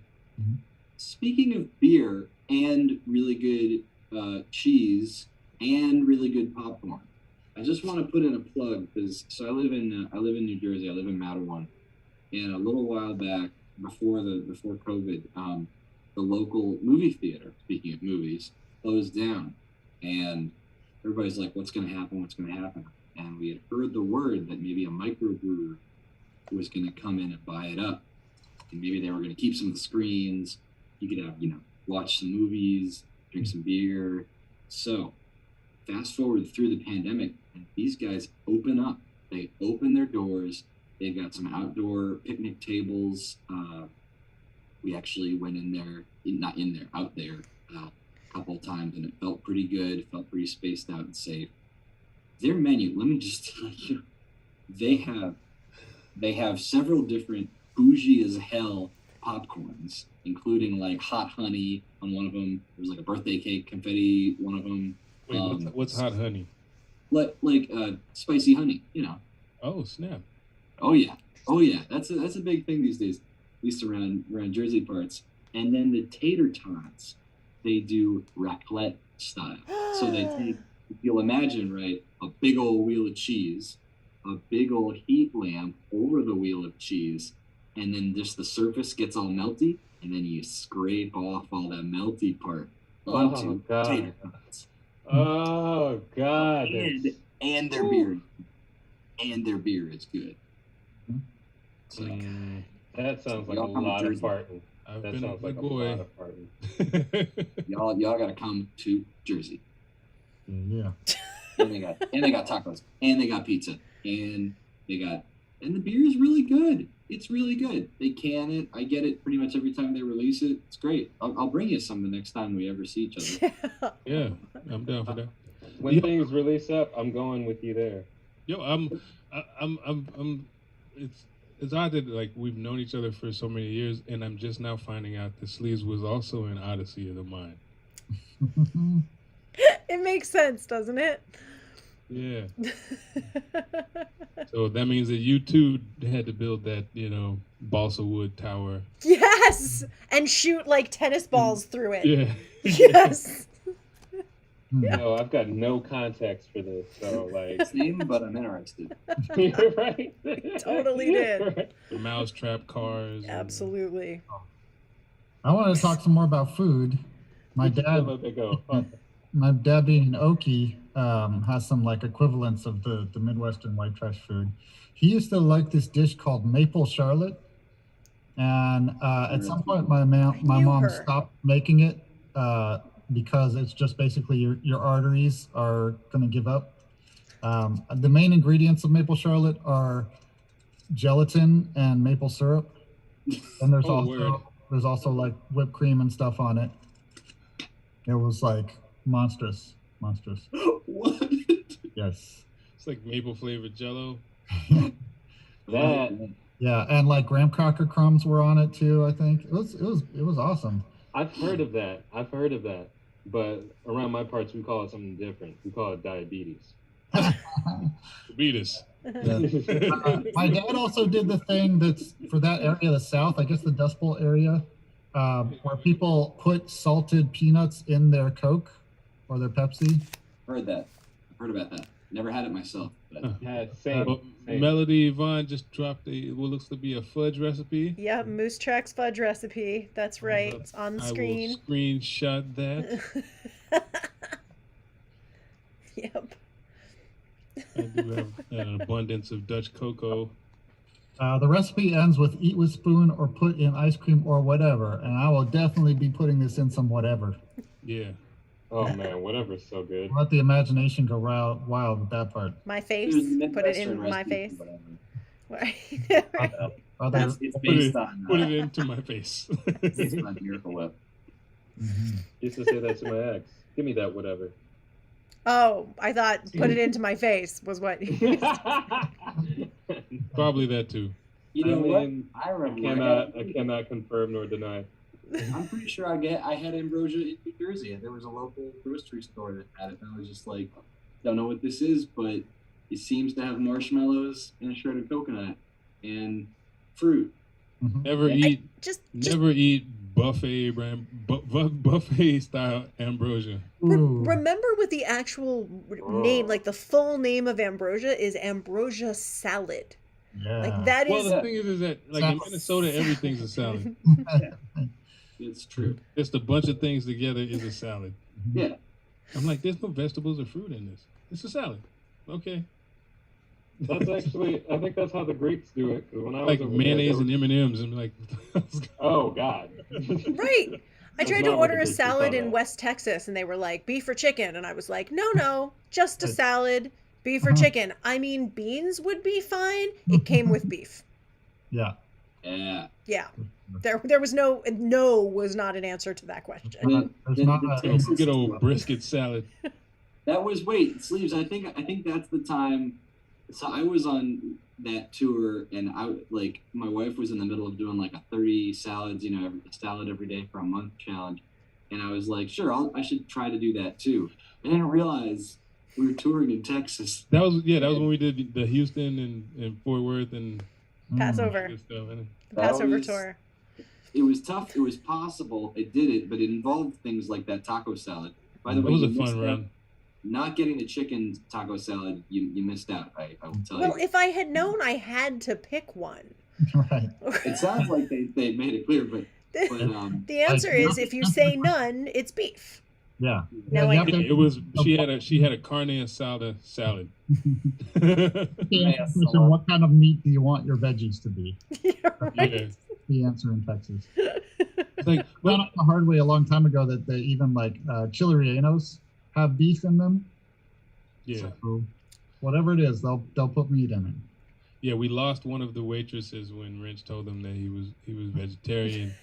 Yeah, her head like exploded, and they had to like mop it up and bring us a new waitress. Like, I'm a vegetarian, and she was like, and she just glitched out and pop. It was, Yeah, we sent her family a postcard. Yeah. It was sad. Well, my family in Oklahoma comes from the tradition where meat means like beef or pork. So Right. after we told my grandma that I was vegetarian, she made a separate gravy, not using beef stock or whatever. And it was awesome. And I was like, wow, this gravy is so good on these biscuits. Grandma, how did you make it? She's like, oh, I made it with chicken. no meat. Oh, No meat. You don't know how many Yo, times my mom's like, she's a smart lady, but she did that to me after like I stopped eating meat. She just like, oh, I just put chicken in it. I'm like, I don't eat chicken. yeah.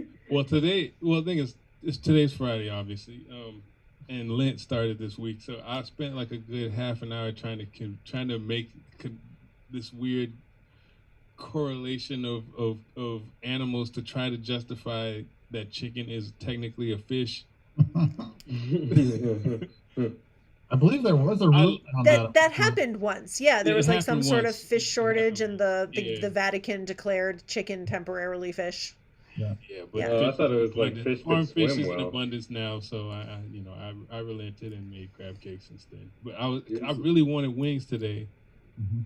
and I was like, okay, well, a chicken is a bird, and that means it's sort of related to a duck, and a duck swims in water. Yo, Fish. okay. But straight up though, She was like, can you throw a chicken in the water and see if it swims? I was like, thank you guys. is duck okay? Right, duck Is wings duck- might be all right. Darkwing duck might be fine. Dark meat. Dark winged ducks. Mm. Yeah. Does anybody remember smoked Darkwing duck. Duck? Oh, yeah. Yes. The cartoon Darkwing Duck? Yeah. Does anyone That's not? where we get that's where we get Launchpad McQuack. Yeah. originally. Yeah. Oh, Yeah. that's where Launchpad came from. I watched the new DuckTales a little bit, and I have to say it was quite good. Wait, there's a new DuckTales? Heck yeah, there's a new DuckTales, Yeah, there's a new, there's a new one. David Tennant is Scrooge McDuck, which is the reason I watched it. Sweet. I'm gonna cry. Oh my god. It's a new Duck. Oh my god. That wing's a hella greasy though. Farrell, you know that there's both a new Sonic movie and a new Sonic game, and the new Sonic game is actually good, right? I mean, that I already maxed out on my nostalgia happiness. And the YouTube So, chat. have you seen the new trailer for Mortal Kombat? What are you doing to me? I'm looking forward to it. It looks good. That trailer is sick. We got to circle back though, because Overcash in the YouTube comments just did it for Dolio, with this reasoning. tuna is the chicken of the sea. Ergo, chicken is the tuna of the land. Oh man, I needed that. I needed that. There you I'm go. using that next Friday. Next Friday, I'm using that. Yes, thank you so much. Tuna of the land. Tuna of the land. Tuna of the so good. Well, let's end it on that because we had a good conversation tonight. And shout out to my grandma Nana Lou. She turned 100 last week. Oh yeah. right. Happy birthday, Nana Lou. Can you link that video to the Barnstormers so they have some? I'll send some video of my 100-year-old grandma getting down. Happy birthday, Nana Lou. Yes, keep an eye out for that. Barnstormers, we're gonna, if we haven't already, we'll get that pie song up for you in the next day or so, and then start looking out on your streaming services. Everybody else, it'll start rolling out eventually A couple toward days Pi before Day. Pi Day. Some other exclusive content. You heard Sleeves saying like I've been touring since ancient times, and back in the 1920s, Nana Lou actually caught me with a recorder back in what became Birdland in the 50s, and it's a really great recording. It's a little bit scratchy, but Nana Lou, happy birthday! I remember. That's amazing, man. Thank you, Frederick Douglass. Yes. Of course. Before 4 times is my son. All right. I'm sorry. Awesome hanging out with everybody tonight. Awesome having some interviews. I think we will do that again. Sounds like everybody was happy with our round robin interviews. And we will be back next week with Gangstagrass to talk about the 1-year anniversary of our last in-person concert. A whole Can we- year, y'all. Can we do that one in the style of E! True Hollywood Stories? What went wrong? I'll have to watch one of those. Send me a link. Yeah. And what do we got tomorrow? Let's see, Wrench. Is it Wrench tomorrow on the dance party? Yeah, I'll play some live songs, some Wrench numbers, and then I'll spin some tunes that I like to hear so you guys can get funky. So that's Indeed. 3 p.m. at gangstagrass.tv. And you can check out the beginning at yt.gangstagrass.tv and fb.gangstagrass.tv. Thanks again to Dolio for setting those up. And that'll take you to the YouTube and the Facebook, but we're going to cut those streams off and bring it straight to the Twitch for the whole Basically, thing. have to cut those before we start playing, stuff that we're DJing and whatnot. Because Yeah. We might have gotten a warning or two last We got week.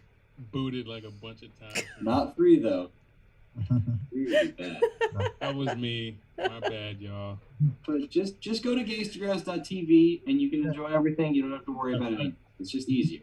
yeah. Much easier. So we'll see you tomorrow at 3 at gangstagrass.tv, and then we've got Tuesday at 9, and we have we have to make sure everybody knows about the Philadelphia Oh Folk my god. Cabin Yeah. Fever Fest this Oh, weekend. Sunday. Full on Gangstagrass set that we just recorded. Yes, it's 85 minutes long. It's a real act, like going to a show. Yeah. Plus a meet and greet. Oh, that's right. So, so if you go to folkfest.org, folkfest.org, and check our socials, we'll have that posted, and we do already have that posted. So folkfest.org, and at 6:45 p.m. there will be a meet and greet with Gangstagrass, part of Philly Folk. Something to that. At 6:55, there will be a greet and meet for people that like things a little bit different. The feet and meet, that's happening then too. That's how we've decided. Yes. Okay, awesome. Yes. For my Foots Only fans. So you can get your tickets at folkfest.org for the Philly Folk Cabin Fever Festival. And it is Saturday and Sunday, so if you want to do the whole weekend, go get your tickets now. And if you just want to see Gangstagrass, which we totally get, no judgment, that is same thing, folkfest.org, and 6:45 p.m. on Sunday is the meet and greet, and then 7:45 p.m. sharp on Sunday, I think sharp probably, I don't know, I'm not running the thing, will be... It's a B sharp. It's a B sharp. That's well right. B sharp minor 13th. And We will. That's such a wrong chord. Oh, that one's wrong. Some Okay. extra fingers for that one. Andrew, you know why that's a wrong chord. Because there's no B sharp. It's so But the No, C no, flat no. minor 13th is a totally different thing. Knowledge is knowing that B sharp is not a real thing. Wisdom is knowing that it is. Oh. Good night, everybody. Wait, no, there's one more thing. Folk Unlocked. Okay. Folk Alliance. Danjo, why do you love Folk Alliance? I'll tell you, but it would take too long. Folk Alliance. Go ahead, give it a little bit. Give it a little We've had bit. so many adventures on Folk Alliance. We've had so many adventures. I feel kind of like we got discovered at Folk Alliance. Folk Alliance is just okay. Remember hotels. Remember being like eyelash distance away from the next person. Remember that feeling of just everything wonderful in the world was packed in way too close, and you could I just. remember getting in the first time we got an entire floor of a hotel to all play the same song. That's right. And that song happened to be "The Power of Love" by Huey Lewis and the News. That's when our band got its name. It's a wonderful, meeting of the folk music community, the international folk music community, and we get together every year and just share what we've been doing. And this Usually it's not necessarily open to the public, but this year you can go partake. Yeah. And we talk about this. I'm actually involved with the Northeast Regional Folk Alliance group. And we talk about this a little bit about how, should it be open to the public? Shouldn't this just be for an internal, like an industry thing for, musicians to be seen by bookers? And we could, we network and we hang out and all that stuff. And, it should just be that. But I always look at it and think this is one of the most wonderful musical experiences in my life ever. And, wouldn't it be great if there was a way to allow the public in? And, when it's just in a hotel, like those hotels have limited capacity and you can't really cram any more people into that hotel room or that packed hallway or the elevator jam. You can't physically be there. But the elevator jam. So. Yeah. But, the digital thing, this way, doing it virtually, it actually means that people are able to get in on it. And that's a really great opportunity for you to see, some of our favorite experiences. So we really do hope you check that out. Yeah. I do look forward to us being able to have it in person again because of the jams, the spontaneous jams that did happen that don't get to happen when it's not all. Yeah. Hear, hear. And so that's Folk Unlocked, part of Folk Alliance. And as Danjo said, you normally can't go to it. It's not a thing for people to just drop in and check out the performances. Usually the performances are packed into these little hotel rooms, and it's as many people as they can fit. Goodness knows how they're going to do that going forward. But this year it is virtual. So And by the way, that was as short as Danjo could have made that. Yes. Yeah, because it's too big of a thing to cram on.